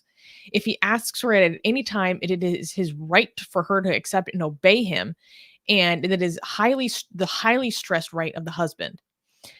And then the wife should agree to have sex right away and without delaying or showing dislike for it, or that they are being forced to do it. And that if a wife does refuse sex, she has no right to financial support from her husband. This is according to him. Then basically saying if a Muslim woman has any problem with this, then like they're not like serious about marriage. If a person who's serious about marriage should not give any attention to the doubts of the feminists and the kuffar. Like, oh shit. Mm-hmm. Can I bring you a hadith about this? Yeah. Okay. Here. So this is Sahih Bukhari. So guys, remember, this is Sahih. That means that it's a very authoritative source, authentic part of Islam. There's no way to separate this hadith from Islam, especially when it comes from Sahih Bukhari or Sahih Muslim. Right? So Allah's Messenger, meaning Muhammad, says Allah's Messenger, sallallahu alayhi, said, if this is what Muhammad, this is basically exactly a quote from Muhammad himself, according to Islam, right? Says if a husband calls his wife to his bed, i.e. to have sexual relation, and she refuses and causes him to sleep in anger, the angels will curse her till morning. Remember, one curse of an angel is devastating. And Muhammad is telling you that the angels will continue to be cursing you all night till morning if you basically refuse sex to your husband and she gets angry. This means that basically this is endorsing grape of your wives in Islam. That's what it is. Oh, Susie left right when I was finished. Susie, maybe I should do the song now. Let me see what you guys are saying in the live chat. Yes, marital grape. Exactly. Oh, she went and got tea. I went to go get coffee and my boyfriend already drank all the coffee. I'm devastated. Oh no. Well, okay, let me be clear. When approached for comment, we like to give people a full picture, full transparency. When approached for comment, these masjids did say that they do not endorse marital grape. Well, because they redefine marital grape. They don't even because they don't even recognize this as grape. When they say they don't endorse marital grape, it's because they think when you forcefully have sex with your wife, as long as that's done within the boundaries of marriage, it's not grape. That's what their definition of grape is different from ours. Oh, by the way, also, so the UK, what happened? What was the legal consequences for these people saying these things in the UK? Nothing. Like, what did they do? No, okay, but there are some reactions to this. Like there is a pushback, there is some investigation, there is something. I'm just saying Not that. really. No, okay. I mean, the Because if National they want to, Secular Society like keeps an eye on these things. When they find instances of these things, they report them to the Charity Commission. This got picked up in the Telegram. The Telegram approached them for comment. When the Telegram did that, they removed the video. But besides being reported to the Charity Commission, like I have no knowledge of anything else happening. And the Charity Commission is notorious for literally doing nothing. That's what I said earlier. I have zero faith that the Charity Commission of the UK will do anything about this, to be honest. okay, Which means well, that these people get charity status in the UK, subsidized essentially by the UK taxpayer to continue to preach this bullshit. okay. Well, goddamn. I mean, we respect people's. I mean, we want people to have freedom of speech, but that doesn't mean you can't shut down institutions. Shutting down their institution doesn't mean that their free speech is violated, because they could go on, they could carry on talking about these things as individuals. Having free speech, that doesn't mean that you have the you can enjoy the privilege of having a charity or an institution while spreading your bullshit. Like you could. Let's go one step back. Let's go one step back. It may not necessarily shut down their institution. It will just strip them of their tax-exempt status. Yeah. So why do you deserve that? That's not a violation of your free speech. You just don't get to be exempt from taxes in a charitable purpose. Yeah, so there's 3 levels, and I don't agree with one of them, but I agree with the other 2. The first, the most insane, the most dictatorial level is for you to basically tell them that they cannot even say these things as individual, or else they would be arrested or fined. Okay, so that is too much. The second level is like, fine, you could say these things, but your institution will be shut down, and that is not a violation of your free speech, because you are still able to say these things as individuals, right? The third level is not to shut down the institution, but at least not get them a tax exempt status. Like, why are you tax exempt while you're spreading poison? So I agree with the second and third level. Like, I mean, at least go all the way. Not only they're not going to the level that I agree that they shouldn't even be allowed to have an institution, they're actually tax exempt as well. Like, this is insane. And again, this is no violation of free speech to basically shut them down, or at least not give them this privilege of being tax exempt. It's insane. This is why I'm in huge. There's a bill in the United States right now, Senate Bill 4136, which is working to update the IRS tax code so that they can strip the 501c3 nonprofit status of terrorist supporting nonprofits, because our current tax code doesn't allow us to do that. So go talk to your elected representatives about Senate Bill 4136. By the way, guys, it's an important one. Look how slow we're moving. We're discussing whether people who are supporting terrorists should be able to have tax exempt status. Like, is this even a discussion? I'm sorry for interrupting you. You want to know what the real kicker is? Do you want to know who came out against Senate Bill 4136? Who? The ACLU, the American Civil Liberties Union, came out against this bill because they said that it is against Palestinian dissent.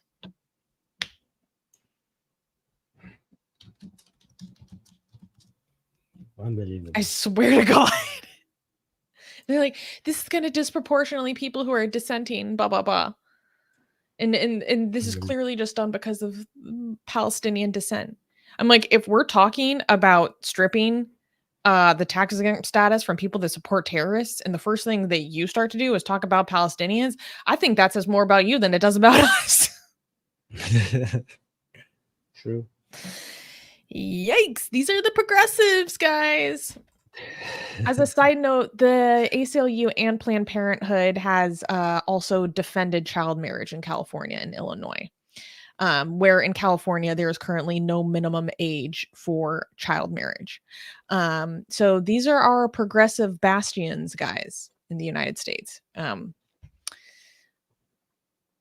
Shocking, but true.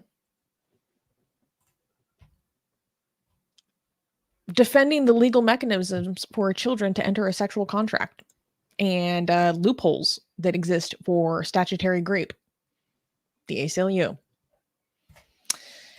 Ay. How can Susanna swear to God while she's an atheist? Because it's fun. How are you going to stop her? How? Who's going to stop her? Who's going to? You and what army is going to stop her? No, honestly, it's because when I was growing up, my mom, to be honest, would get on my case about if I said, "Oh my God." She didn't even like it if I said "geez," because she's like, "That's short for Jesus, Susanna. You can't say that. You can't take the Lord's name in vain."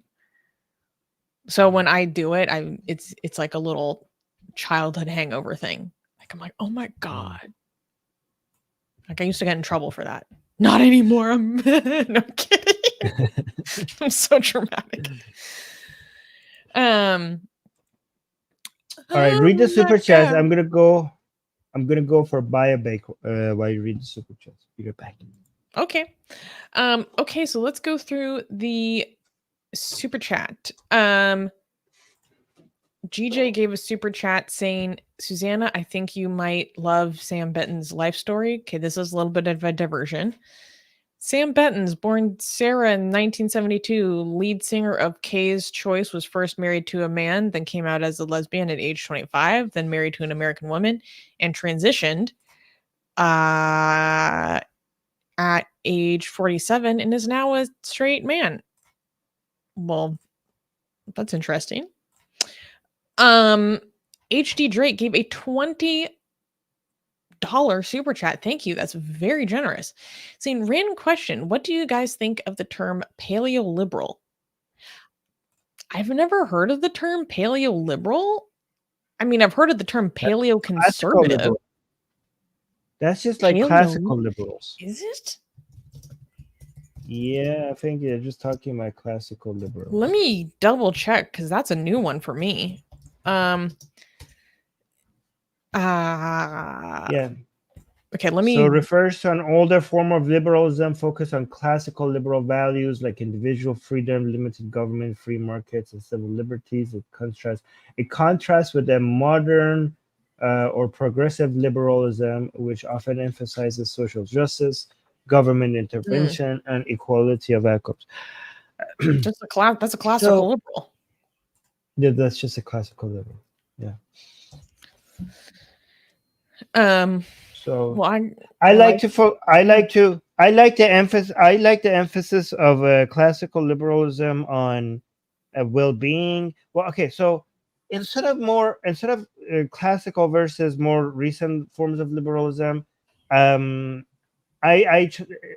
tend to focus more on the ones that are empirically focused and also focus on well-being rather than justice. I don't like any form of liberalism that has an obsession over any form of justice. I don't think justice is what we're fighting for. I think well-being is what we're fighting for. Justice is only a goal only when it serves in improving well-being. I don't like the Kantian models of liberalism. I prefer the utilitarian forms of liberalism. And if there's anything good about classical liberalism, is its emphasis on improving well-being and it having a utilitarian focus.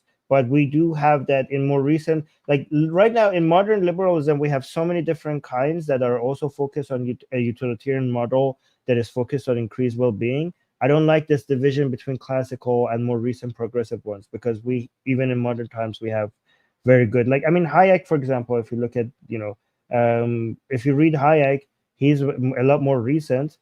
He emphasizes classical liberalism, but he also adds a whole bunch of stuff that you cannot read in classical liberal work that I think are a very beneficial addition to liberalism. So again, I do appreciate classical liberalism, but I don't want to have to always go back to the past. I do also appreciate some of the more modern things that have been added, as long as they're not Kantian, as long as they don't focus on justice and they focus on well-being instead. I don't know if that answers the question. Yeah, I was also looking up a definition here that seems to say that paleoliberalism is more concerned about, it has more of an economic focus, but yeah, so classical liberalism is I mean, liberalism as a whole should have a free market focus. When you focus on social justice and equality, that's when you are that's when justice and equality become a goal of their own, without actually considering what makes people's lives better, right? So one benefit of classical liberalism is that it focuses on free markets and capitalism, because nothing like free markets and capitalism improves people's lives. Nothing if it comes even close. But the more progressive brands of liberalism lose that focus. But again, but we in modern times we have brands of liberalism that understands how much the free market and liberals and the free market and the economy matters as well. So this is not a divide between classical and modern, because in modern we also have that focus. I mean, just go read Hayek, for example. Okay, next super chat saying, thank you, Monologic, saying, I saw a clip that states Nasrallah in Russian means took a shit. I thought that was funny. Funny if true. Can any Russian speakers in the chat confirm? Gajan is saying, can I get a kinky jinn to accept the angel's curse? So the jinn wants to be cursed by the angels because he likes it. Mm-hmm. I don't know. You might have to do some Jewish black magic to get that to work. Who knows? Who knows how these things work? Okay, GJ has taken a contention with you again, Armin. Saying, Armin, you don't write dictionaries. The people do. Languages are alive, and the dictionaries follow. For instance, the term Jeep was redefined at least 3 times in just 10 years, from 1936 to 1946. Yeah, that actually proves my point. Answer? Yeah, that actually proves my point. Actually, GJ, you're doing a logical fallacy called appeal to dictionaries.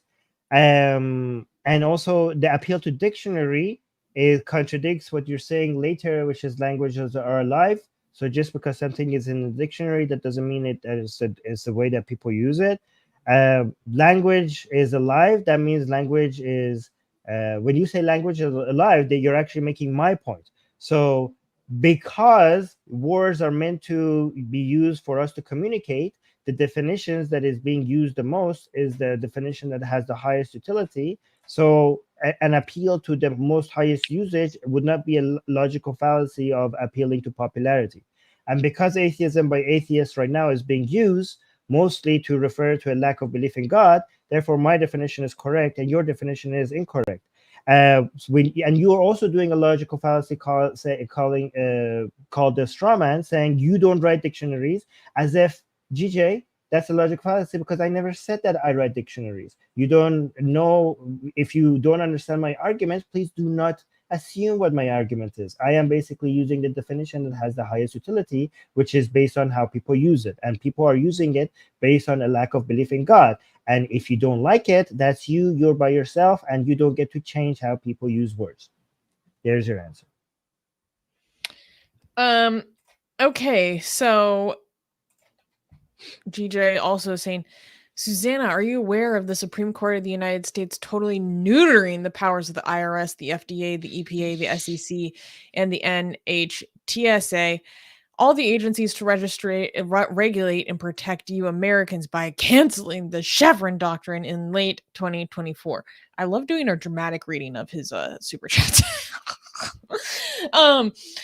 Yes, I am aware of this happening. I have not been following this issue closely, and I have seen strong arguments in favor of this and against this. So I don't have strong opinion on this. Seems like maybe some things about it could be very positive. Some things about it could be very negative. I'm not going to pretend that I know something I don't, and I'm not going to pretend to have a strong opinion on something I don't, because I try to be intellectually honest. Okay, so let's go to the next story. Okay. Is it clappable? This is our only non-clappable news today. Oh, okay.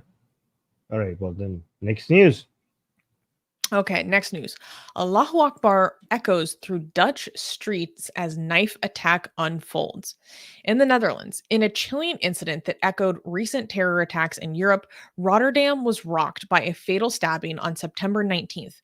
A 22-year-old man, identified only as Ayub M., went on a rampage that left one dead and another seriously injured. The attack, which began in a parking garage and then continued on to the iconic Erasmus Bridge, has raised concern about potential terror motivations. Prosecutors noted that the suspect shouted Allahu Akbar during the attack, though they cautioned that other motives have not been ruled out. The incident claimed the life of Philip Winter, a 32-year-old German who had recently moved to Rotterdam to pursue his dreams and career opportunities. The suspect, with a history of violent crimes, including an attack on his own mother, was eventually subdued with the help of bystanders. How do I pronounce this name?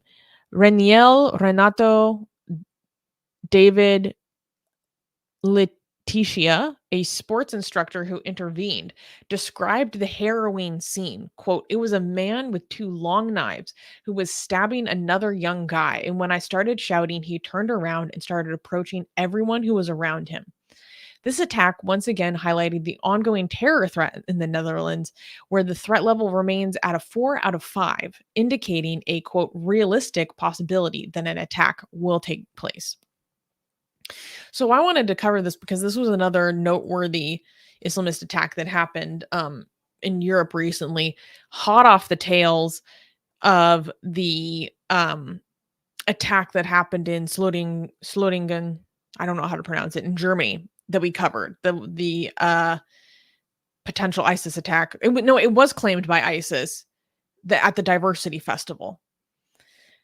And I don't know. If you scroll down in the article that we have, Armin, D pulls a bunch of posts from social media and stuff. And one person in the oh my god. So D manages to pull a variety of reactions from social media. And when you scroll down, the first thing you see is Jewish plant. We're off to a bad start. And no, don't play that video. How far down? And this one I thought was an interesting reaction, saying, "Yep, someone yelling Allahu Akbar, and they're still not sure if it was terrorism. Sounds like United Nations reporting." I thought that was a little bit funny. But Armin, what do you think about this whole issue of, oh, well, we suspect terrorism, but we don't know. But meanwhile, he was like literally screaming Allahu Akbar repeatedly while attacking random like Europeans. I mean, to be fair to the cops, they have this. I mean, if they're consistent, they're supposed to have certain standards that they always have to claim that we don't know until something is investigated, right? Like they cannot. But is that standard? Are they applying that standard equally? I would only get angry with the police if they, I don't know, if somebody else that was not a Muslim did this, and all of a sudden they're like, yes, this is like, if there was a double standard, I would be angry. But if they have a consistent standard and they say like, listen, we always say that we don't know something until it's investigated, then I'm not gonna get angry with the police. Like, okay, it's obvious to you, but the police always has the standard of that we need to go, check these things out before we could come up with a solid response. Yeah, I mean, it is the burden of the prosecution to be very, very skeptical. Right. That's the nature of the law, and that is how it should go. I mean, this guy seems like he had been like a real problem. It's not clear to me because there isn't a ton of news about this in English or any updates. So if there are people in the Netherlands that have like more updates on this case, like please let me know. because there's very limited information. And for example, like it's not clear to me if he had been on a watch list before, because he has physically assaulted his own mom before. And there was an incident where 2 days before, or if in a few days before this deadly attack, he trashed a police station and assaulted a police officer, like very, very soon before this full-blown attack happened. And then he was ordered to undergo medical treatment by a court. Like, I don't know if that's psychological treatment or what. And then he was just allowed to I don't know if he was on bail or something. But clearly this guy had some really problematic behavior beforehand. People from the Netherlands in the live chat, please tell me if you've heard anything new. I see you highlighted this. Honest Analyst saying, Atheist Republic, I'm a Muslim. I would love to have a debate with Armin. Please let me know. How do you respond, Armin? He threw down the gauntlet. I need you to send me videos of yourself participating in other debates, so I know that this is not going to be a waste of my time. So I need videos of you showing that you could actually carry yourself in a debate. That's what I need. Yeah. Yes. You can send it to me on Twitter. My DMs are open on Twitter. Oh, Diana is saying, by the way, have you guys heard about the Muslim Vatican in Albania? I have heard about this. There's very little information in English. I was thinking about covering this. So if you have more information, please go on our Discord. Link is in the description, and you can put the sources in our news suggestions channel, because very little information. This seems to be like a pretty like small Shia Sufi sect. But they might be getting their own little miniature state, their own little Vatican. I don't know. It's gonna make a lot of Muslims angry. Yeah. This is this Muslim Vatican thing. Oh, thank you, VD. It's so good. It's so good because it's gonna cause a lot of internal fighting between Muslims, and this is more. This going to cause so much butthurt. It's going to cause so much butthurt and internal fighting, which is fantastic. Oh, we have a Dutch here, going by Ronnie Coleman. It's Dutch here. We usually say that these are lone wolf attacks by mentally deranged people. We don't have the right systems in place to monitor these people when they switch organizations because of privacy laws.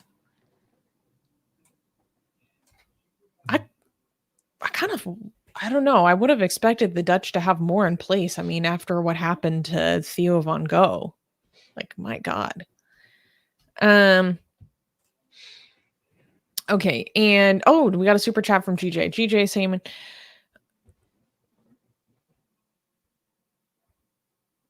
GJ saying, Armin, that was the most Trumpian word salad. The last time we disagreed over atheism, you guys threw the book at me, the dictionary.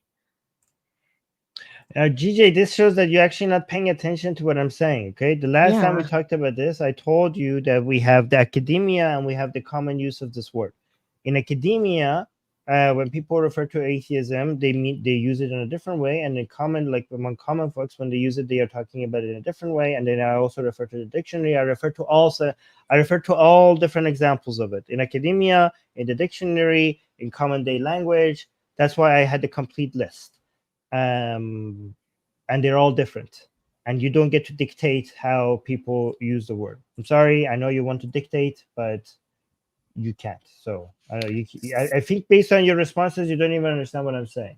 It's a weird hill to die on. I'm not gonna lie. Yes. And Ronnie's clarifying, when they switch organizations, I mean when they switch from prison to mental health facilities to immigration services, etc., etc. Oh, okay, that's interesting. Okay, so shall we go to the last news? Yes, because I know you're very eager. I know you're very interested in this one. So I have no, guys, this next news is Susanna has been telling me about it since before we went live, during we live, and I have no idea what this news is about.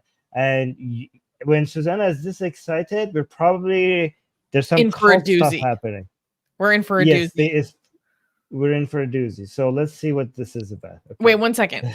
Honest analyst or Muslim in the live chat is saying, why do you want to see my debate videos first? If you're trying to test my knowledge to see if I can debate or not, well, I have videos of debate. Great. Please send them to Armin on Twitter. The main reason why we like to see people's videos first is because we want to see if people can actually speak. Like, Yes. Can they present themselves well? Like, if you're going to have a debate and then the person you're debating, like, can just not hold a conversation, cannot create an argument, like, it's not good. And Yes. Armin is going to hate it. So he wants to make sure you can hold the conversation first. Yes, because let me actually answer myself as well. The reason why I need debates videos of you is because my time is valuable, and setting up a debate and arranging it and talking to you for 1 hour, I want to make sure it's not going to be a waste of time, because the reason why I need to see debate videos from you is because I value my time. That's the reason, right? Honest analyst, I'm going to take you very now based on this. I'm going to take you less seriously, so the chances of debate have just decreased. You just asked me, send me the Twitters, please.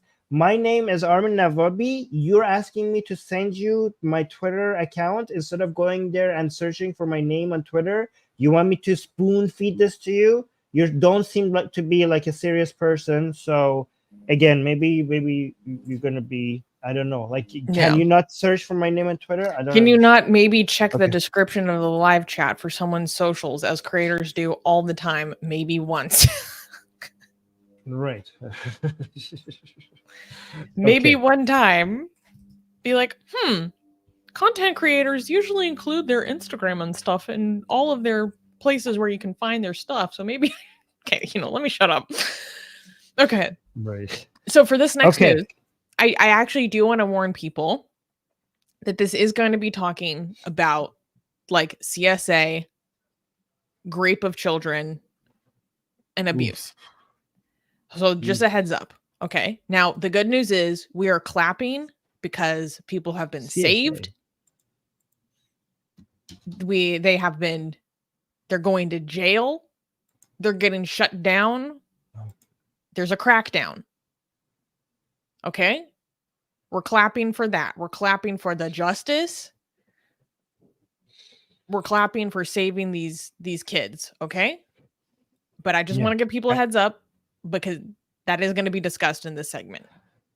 And so she's going to cover the news, and apparently after that you're going to go tell us what this group is about, because they have a weird history. Because the crackdown that just happened in Malaysia is just the surface. Okay, so let's get into it then. I clap. Well, I mean, the children have been rescued, so I can clap, right? Exactly. Yes. Okay.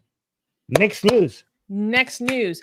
Hundreds of children rescued from abusive Islamic charity homes in Malaysia.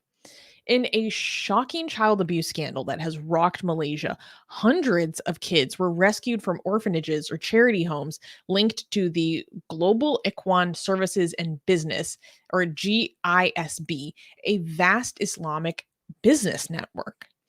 Operation Global, launched by the Royal Malaysian Police on September 11th, led to the rescue of over 500 children. At first it was 400, and then they rescued another like 125 or something. So over 500 children aged 1 to 17, many of whom were allegedly subjected to sexual abuse, including sodomy. The scandal deepened as the investigation revealed disturbing details, with one police report stating that victims were allegedly sodomized by their guardians and later taught to sexually abuse their other peers. GISB, which operates businesses across 20 countries and promotes an Islamic way of life, initially denied the allegations, but later admitted that there might be cases of sodomy within their orphanages. The group, linked to a banned Islamic sect, has a history of controversy, including the establishment of an obedient wives club in 2011. As the investigation continues, over 300 adults have been arrested, including religious leaders and GISB's CEO. This scandal sending shockwaves through Malaysia and raising serious questions about child protection and religious institutions in the country. Okay, so let's do a little bit of a dive here.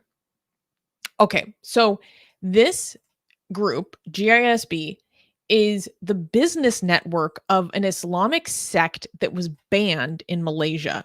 Let me refresh my memory about what this sect is called. Al-Arqam. Okay?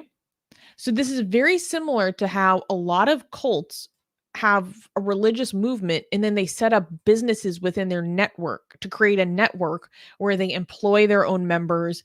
Sometimes in different cults, there's trafficking of members amongst all these businesses. And it's also a way for these cults to self-sustain economically, right? So this group they have like restaurants, they have laundries, they have all these other businesses across 20 different countries, I've heard. And so part of what happened is this group had a policy where basically, and one thing that's not completely clear to me is if these are orphanages, or I know that this group also had a policy of taking the children from their own members in infancy to be raised by these group homes, which is also another classic cult tactic because this separates you from family influence, and separating you from family influence is a very good way to exert undue influence and indoctrination upon people. So these children could actually be the children of members of this group itself, members of this own sect. Now, this group was banned in the 90s because, let me be clear about something.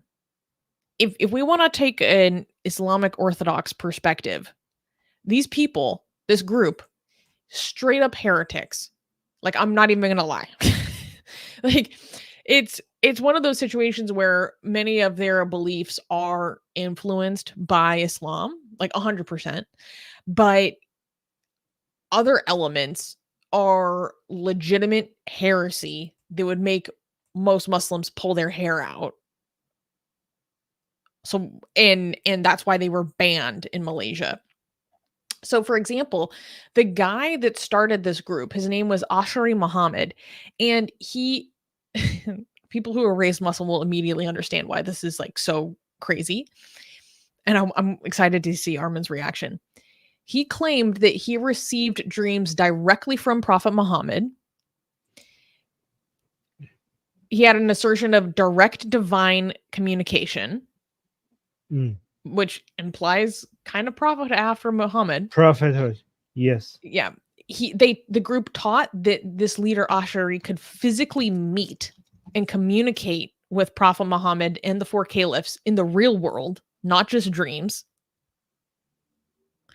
And there's also claims that he believed that he had the power to forgive people's sins, and that the sect promised supernatural powers to the people who adhered to their teachings. Wait, so what are the three claims? The first one, there's a few more. Muhammad. Yeah. Okay, cool. Direct communication with Prophet Muhammad in his dreams, but also that he had the ability to do this in real life, not just dreams. And possibly even worse, claims that he had the power to forgive people's sins. He had the power to forgive people's sins. Even the sins that had nothing to do with him? That's what it seems like. Yeah, this is absolute fucking bullshit, like kufr. I'm offended on behalf of Muslims. This is heresy. Sacrilege, I tell you. Sacrilege.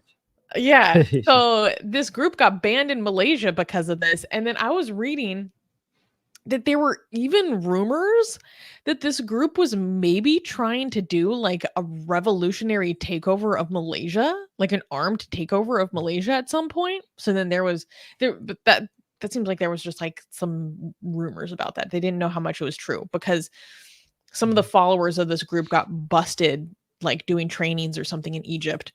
And part of what's really insidious about this group is that, you know, they're instructed to leave their homes, leave their families if their families do not accept the leader's teachings. And that led to the creation of these like communes. And it's an extremely hierarchical group where he's just the leader on this pyramid, right? And yeah, very, very cult-like, very, very Jim Jones. And so this group reached international attention because they started something, Armin. Okay, this is what I was excited to tell you. This is where things get juicy. They caused controversy in the 2010s because they were promoting something called the Good Wives Club. And they also are very, very strong promoters of polygamous marriage. And the Good Wives Club, you know, it was not exclusively for Muslims. Okay, let me be clear. But they basically openly promoted, and they would say this themselves, that a woman should be like a prostitute for her husband. Wait, so she gets paid? No, but they're like a woman, a wife, a good wife should please her husband like a first-class prostitute. And they would say so it's not terms. Like it's actually worse than a prostitute because at least a prostitute would get paid. And basically they had this whole, I mean, some people would say that it's battered wives syndrome, but this whole construct that if a woman is able to sexually please her husband, then that solves all the problems in a marriage. Like a woman has to be completely obedient to her husband to ensure harmony in the household. Like if there is not, then it's essentially her fault. If he doesn't be faithful to her, that's her fault. She needs to be more sexually appealing, more sexually gratifying. And so, like, I'm talking, you know, trad wife to the next level, like just a little drone in the home there to exist, to be a pleasure source for the husband. And like, if anything is not going great in the marriage, it's your fault. And to the point that Armin, they created something called it was like, I can't remember the exact title, but it was like the Islamic sex book.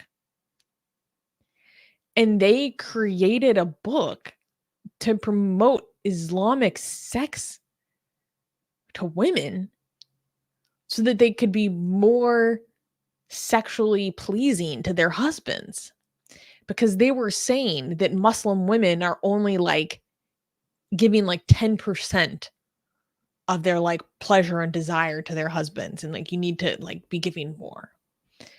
And so I found footage of a musical performance at the release of the Islamic sex book.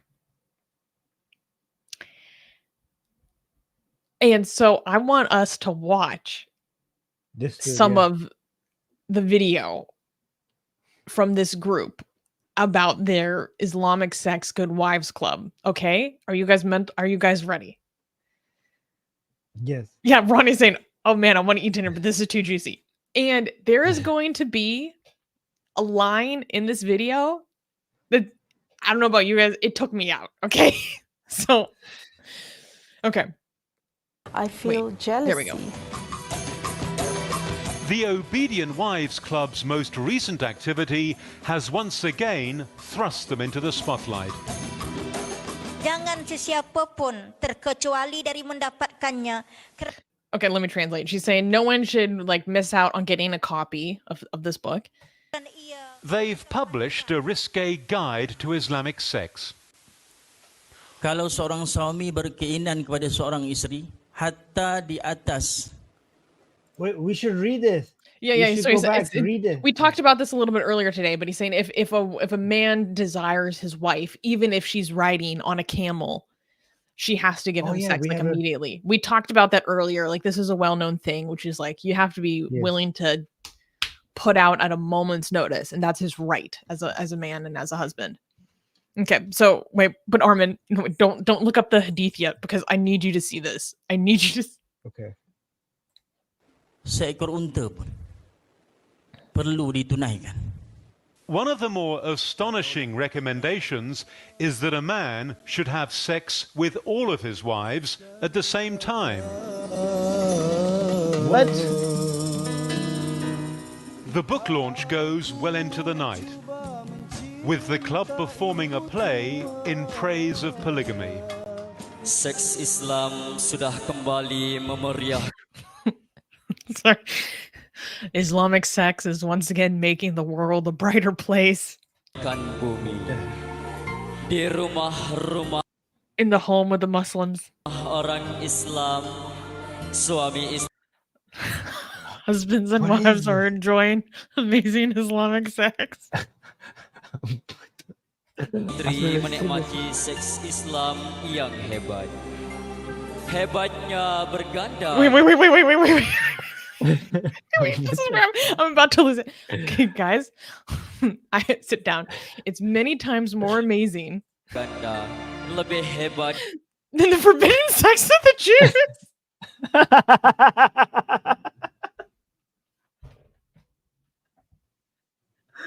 No way. No. I just want a screenshot of this right here. No. No way. Oh my god. Oh my god. I cannot believe this is unbelievable. Wow. Oh my god. Unbelievable. No, and then just wait for the reaction from the commentator. This is so funny. Okay. daripada seks haram Yahudi. In case the club hadn't already offended Wait, sex haram de Yehudi. Yehudi. Sex haram Yehudi. Sex haram Yehudi. Wow. Wait, Wow. wait. Okay, I need to go back. Wait, okay.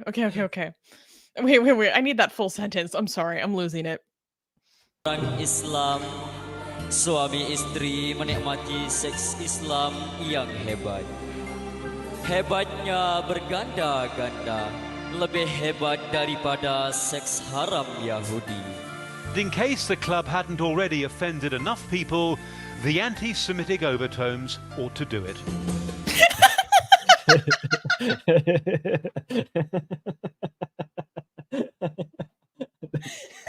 That's 10 out of 10 commentary. Fantastic. The foreign journalist is like, Wow. what's with Okay. the anti-Semitism? Wow. New form of anti-Semitism just dropped. We have better sex than you. Islamic sex is better than your freaking dirty Jew sex. Your Jew sex. We have Islamic sex. Wow. That was amazing. Oh my god. Oh my god. Yeah, How John. can we try it? Yep, that's Wait. Yeah. that's gonna do it. Oh my god. Oh. I mean, how can they tell? I have a question. Have they tried Jew sex? How could somebody try Islamic sex and Jew sex and compare them? Mhm. Unless you're a Jew that has converted to Islam and Mhm. had a lot of Jew sex while Jewish, and now is taking part in Islamic sex. And we need actually a big sample size of at least 1,000 people that are having Jewish sex right before they convert to Islam. And then they have Islamic sex for us to verify which one is. I mean, that Yeah, would be. and we need a that wouldn't- control. Well, I mean, we need to do an We need a RCT right control. here. Like Yes. But again, if you're a Muslim now, that would be biased because, of course, you're going to say that the Islamic sex is better as a Muslim. So that's not even going to. We have to put like something on their brain to just detect their joy or something. I don't know. Because self-reporting is not a very. Oh, you're muted. You're muted. You're muted, Susie. Muted. Your audio just cut out. Yep, no idea. You have no idea. Guys, do you have Susie's audio? I have no idea from Susie. Wait, is it me that is the problem? Or is Susie the problem? No, I have idea. Oh, no idea from Susie. She's going to fix it. Let me actually continue to see. Oh, there we go. You're back. Testing. Okay, cool. Man, Yes, you're okay. back, yeah. I was losing my mind last night because I came across this on accident. Yeah. Like, imagine me just like trying to do some research to understand the weird cult and then finding this. I'm like, guys, I hit the jackpot. wait, let's continue the video a little bit. Oh, there's more. God, okay, let's continue. Yeah. The founder of the Obedient Wives Club was, unsurprisingly, a man, the controversial cleric Azhari Muhammad.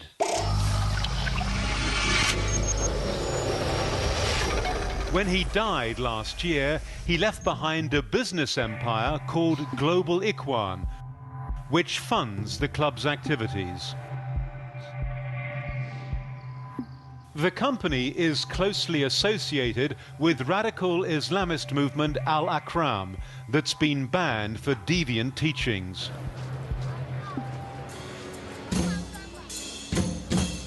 Many see the Obedient Wives Club as an attempt at reviving the defunct sect. The government says you're trying to bring back this organization. That's what they claim. Oh, they claim because they didn't really meet us actually. When they come to us, they try to claim us, but of course we didn't bring back what already been banned. And then she gets a call, and the background on her phone is the picture of that leader. Wow, great timing. Oh my god. Oh my god, guys. That's great timing. I mean, Oh did my you God. expect who else? This is why you come to Atheist Republic, guys. If you're watching on Twitter, you have to come follow us on YouTube, because who else is going to come bring you footage of an Islamic sex musical on a Sunday? Huh? Hmm. I mean, this is why How you do come to Atheist find Republic. these things, Susie? Like, I don't know what that makes it.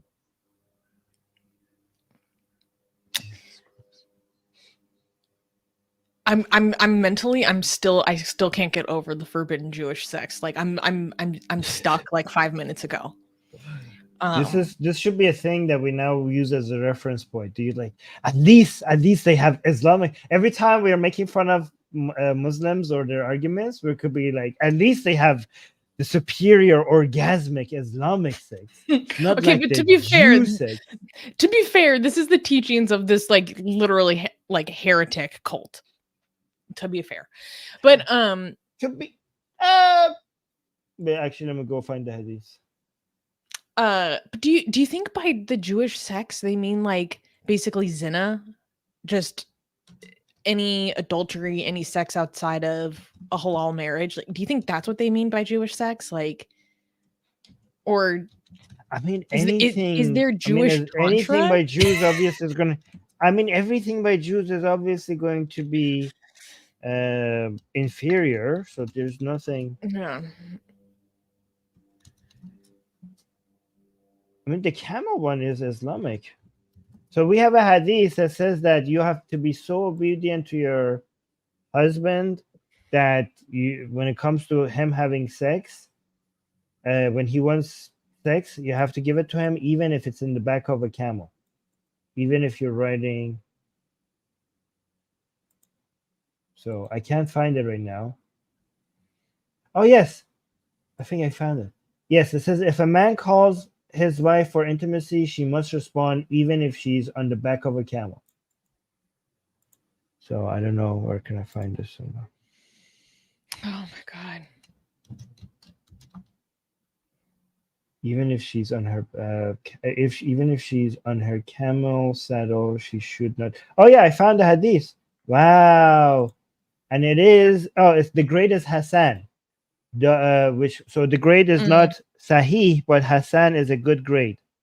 Means that means it's a good grade. So let me see here. So see, these are not heretics. They're actually bringing stuff from authentic Islamic hadith. See here, no woman can fulfill her duty towards Allah until she fulfills her duty toward her husband. If he asks her for intimacy, even if she is on her camel saddle, she should not refuse. So this is being graded as Hassan, which means good enough. It's a good grading in hadith. So it's not as high as Sahih, but it's pretty high up.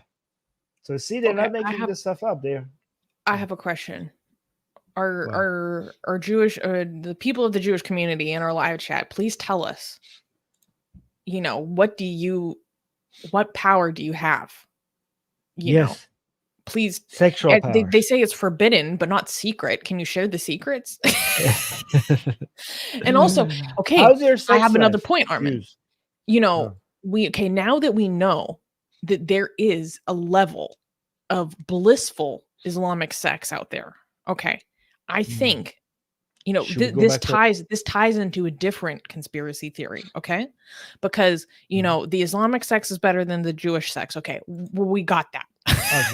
Okay. But the next step is now there's the Hindutva that have the love jihad conspiracy theory, where they think that Muslim men have this insane sexual charm and ability to hypnotize Hindu girls because they're sultriness, their sex appeal, they're like Svengalis that just manipulate these Hindu girls into their ways because of they have some sort of Muslim sex power or something. And I always thought it was a joke. I thought that this was a seriously bad sexual impotence inferiority complex. But I'm starting to realize, these people have helped me see the way that apparently there is special Islamic sex out there that maybe is so mindful. That's why the Hindutva are so. That's why the Hindutva love jihad confirmed. Love jihad confirmed. That's why Hindutva is right to be scared. Yeah. That makes a lot of sense. We keep making fun of the Hindutva, but apparently they were right. We need to apologize. We need to apologize. We need to put an apology video. Oh my God. There's a lot of mentions of bagels and dreidels in the live chat, and I don't know why. When we're talking about sex, people are mentioning that, but okay. Hey, yo, what y'all doing with those bagels, though? Okay. Oh my God. Sorry, I just can't get over that. That was a treasure. Good job. Good job, Susie. Guys, say thank you to Susie finding these absolute treasures for us. I was so excited to bring that to you. And shouts out to the Malaysian authorities for cracking down and arresting a bunch of child abusers. Good job. Yes. By the way, Malaysia, the country where I first got my first beheading threat, came from Malaysia. Memories. People get it mostly from Pakistan or I don't know, Saudi Arabia or somewhere else. I got mine first from Malaysia. Okay, so we got some super chats. Carl sent a super chat saying, I was into radical leftism a few years ago. I found it often quite cultish. True.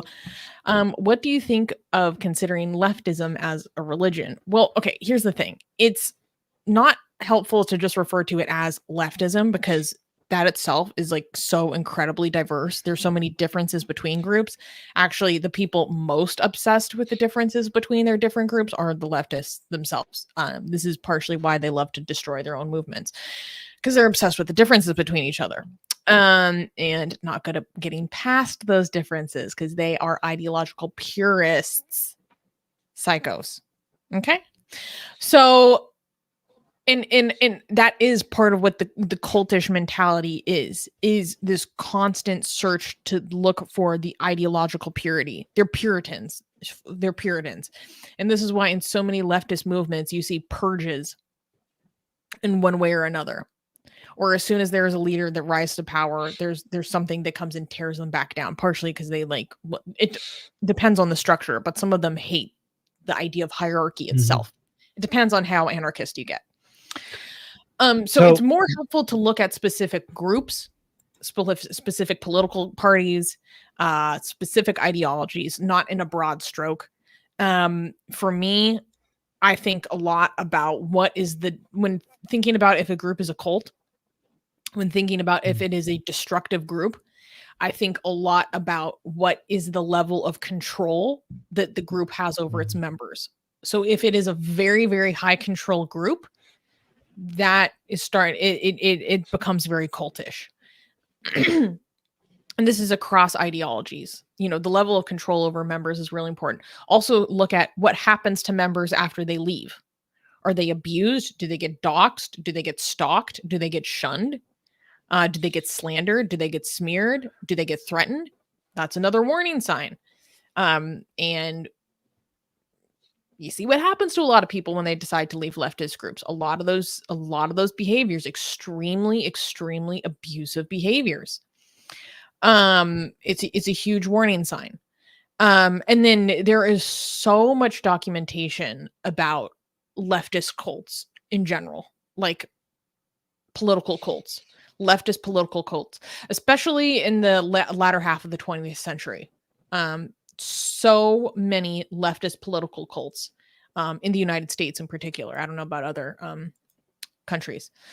Like those psychos that kidnapped Patty Hirsch. And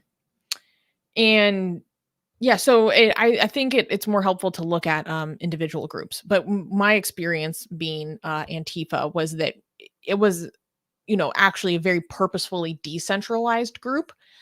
But there was still a lot of, I guess you would say, ideological conformity and not literal information control, because information control is another giant warning sign for cult abuse. But when I started to leave this way of thinking, I remember looking up just any source of information that was critical to the ideology of the groups that I was involved in, like feeling like I was sinning. Like that's the only thing I can compare it to. Like I remember when I was trying to leave these groups, I was literally teaching myself how to do critical thinking from all over again, from the beginning. And I sat down to watch a Ben Shapiro video one day, just to literally go through the exercise of just watching someone who disagrees as a pure exercise. And sitting there watching it and being like, no one can know that I'm watching this right now. Like I felt like I was sinning. What it does to you mentally is so wild. Yeah, and it's hard to leave. So that was a little bit of a rambling answer. Okay, so I'm just going to respond to this really quickly. First of all, just remember when we're saying leftism, we're not talking about everyone on the left. We're talking about, when you say leftists, we're talking about woke people or Marxists. We're not talking about general people on the left, right? Anarchists. So, yes. So, yeah, leftists. Well, not all anarchists. You could be anarcho-capitalist. So I think anarcho-communist. So again, the communism is what they share. So just remember that when we're criticizing leftism, that's usually when on social media, that's what people are usually referring to. And okay, so and I'm okay with calling those people cultish, but not a religion, because the definition of religion that I use was based on this, professor that I was reading, and his definition was the most simple and to the point and easy to use. And his definition of religion requires only two elements for you to be able to call something religion. One, you have to have rituals. Two, you have to have belief in supernatural. And I think that was a very, very quick to the point way to figure out what is like a very good definition that works a lot. It has a lot of utility. So based on that definition, I wouldn't call them a religion, but it's fine to call them a cult, I think. And not everything dogmatic is a religion. Mm-hmm.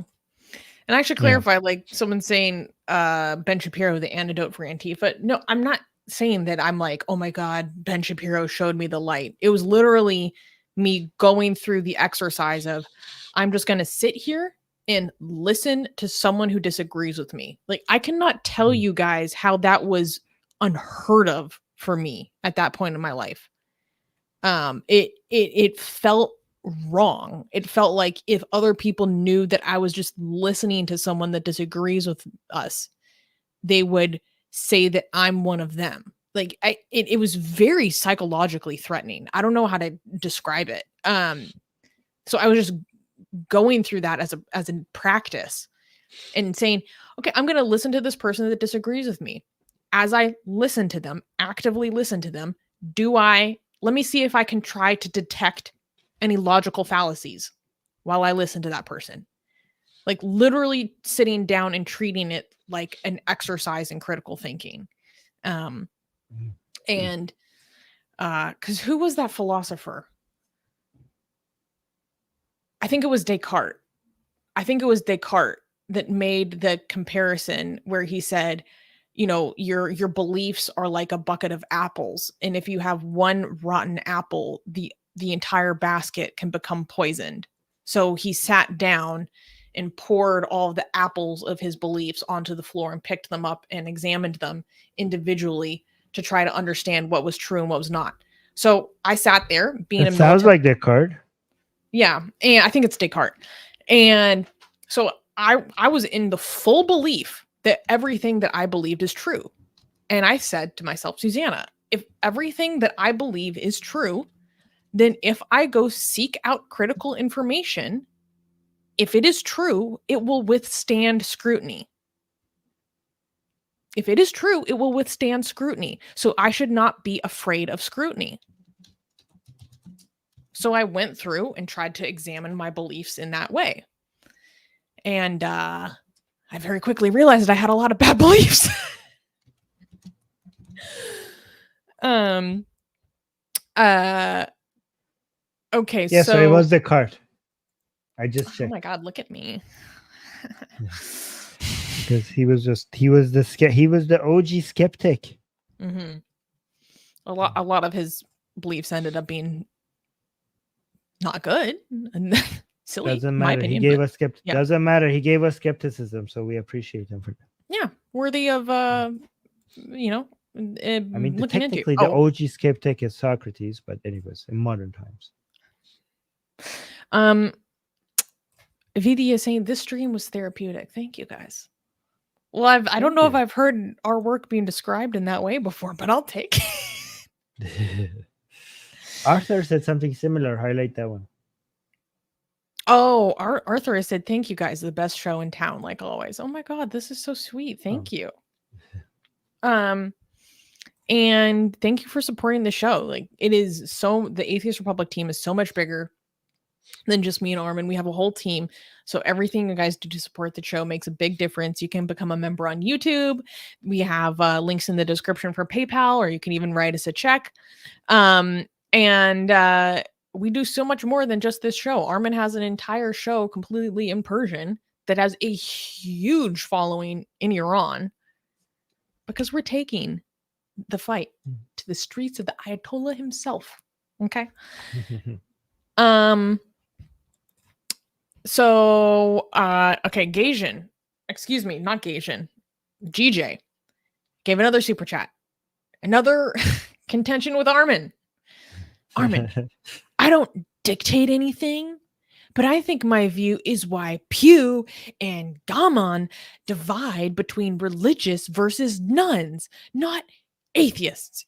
Your abrasive stance is chasing away so many potential viewers. Okay, GJ, first, I find you to be way more abrasive than Armin. he's like, I don't dictate anything, but let me continue to dictate my view. Okay. And also, no, those polls are using those questions to see who self-IDs as an atheist, not to define atheism. They are basically asking who identifies as an atheist. That's how the questions are designed. Maybe if you studied the methodology, you would understand this. And also, this is it's chasing away so many potential viewers. GJ, I think you have issues. I don't think our viewers are being chased away because I think I'm most of our defining audience could not atheism. care less about this. Yeah, they don't care. Yeah, because of my correct definition of atheism, people are being chased away because I'm defining atheism correctly. Wow. Okay, sure. Oh wow, this guy is obsessed. GJ, give another super chat with the same thing. What is this one? Oh, and on Gaman studies, a few weeks ago, you had their 2020 pie chart on screen, wondering about more recent studies. They published 2 more in 2022. Yeah, we've covered both of these before. The ones in 22 are more about political developments and attitudes in Iran. Like how many people support the government, how many people supported the Massa protests. And we've covered those a little bit before, but not as often because it's a little bit more politically niche. Yeah. But okay, let me I have this up. Okay, let me just quickly read this for people who don't know what the hell GJ is talking about and how dumb his arguments are.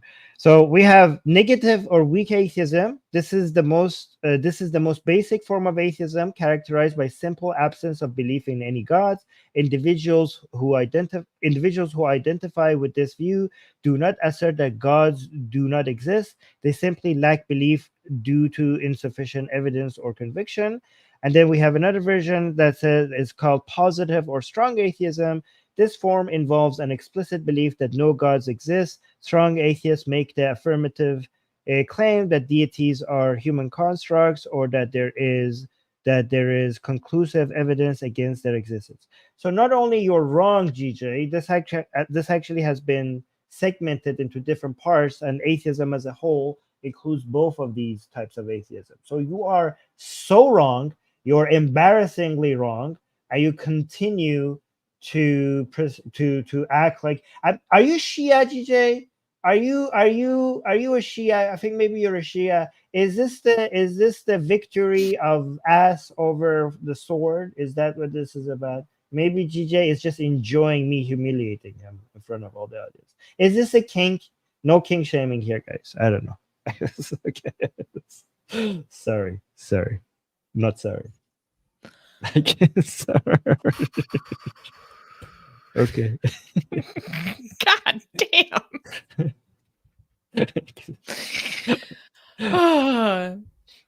To be fair, we should give a shout out to all of our community members and supporters that still thank you. Like us and support us, even though we roast people all the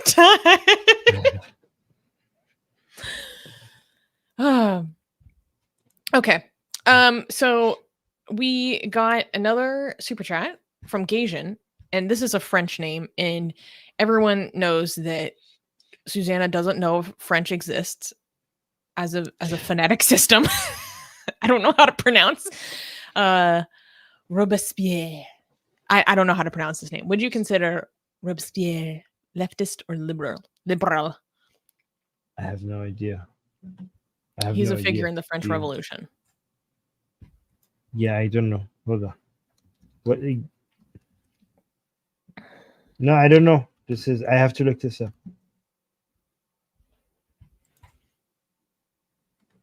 Hold on. Do you want me to look this up now? Is this okay? Here. He was a radical Jacobin leader. Oh, okay. So virtue and terror, he believed that to establish a republic based on virtue, terror was a necessary tool. Yikes. Okay, so leftist or liberal. Okay, so you're basically talking about at a time where liberalism hasn't been yet, formalized. So republicanism, He was a strong advocate for democratic republic. He opposed the monarchy. Okay, so he had the leftist bent, I guess. Opposition to war, economic views, supported the idea of economic equality. Yeah, so more of a leftist than a liberal then. The de-Christianization, moral purity. Okay, yeah, more of a leftist than a liberal. Based on my first review of what he's saying. He wanted economic equality. He wanted to bring his form of republicanism through anarchy and violence and terror. Sounds like a leftist to me more than a liberal. But I might be wrong. Yeah. I'm scared. No, I'm kidding. Yeah. So here, the way I look at it is, if you put Hobbes, Locke, and Rousseau, Locke would be the father of us liberals, right? And Hobbes would be a little bit closer to the conservative side, and Rousseau would be closer to the leftist progressive side, and Locke would be the guy in the middle with the liberal mindset. That's how I look at it. Oh, this is so funny. Never heard of a radical liberal. No, the funniest things are when Republicans are trying to go after. I remember when Senator Warnock was campaigning, he's a radical liberal. Like, you guys don't make any sense. We got this comment, which I thought was very sweet. Semper Fidelis is saying, Vidi Veritas, I like hearing Armin and Susanna bounce their ideas off each other, those melodic voices. Wow, I never heard my voice described that way, because me neither. I have a hard time listening to myself sometimes.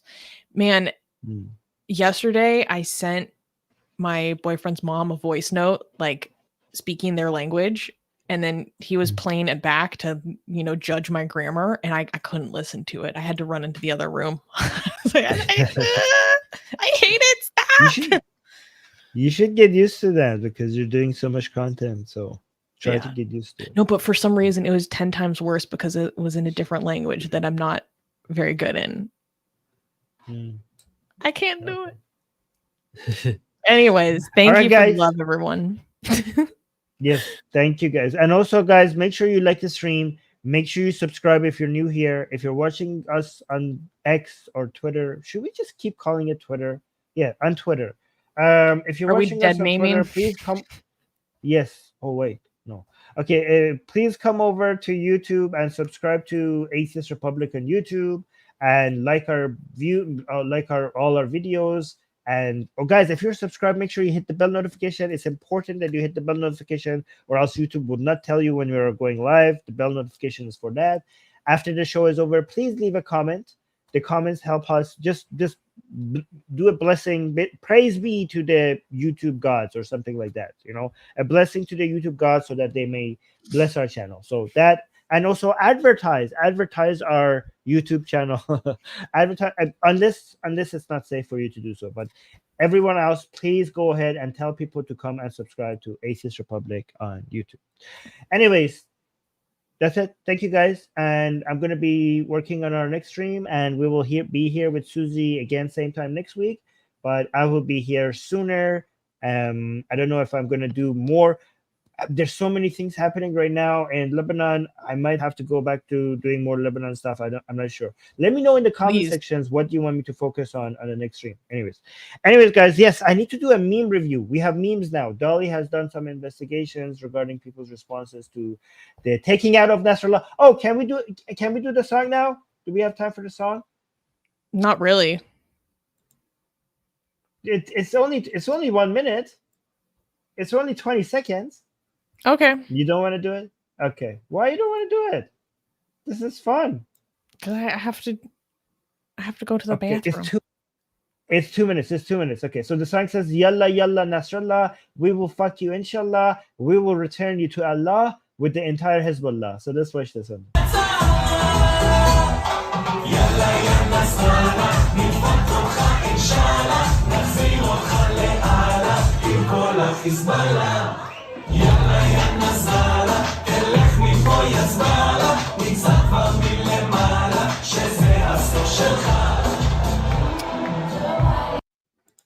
See, that was worth it. That was worth it. That was totally worth it. Okay, go. I knew. Yeah, okay, guys. Mwah, mwah, mwah. Like the stream. See you on the next stream. Bye. I had fun today. Bye. Bye.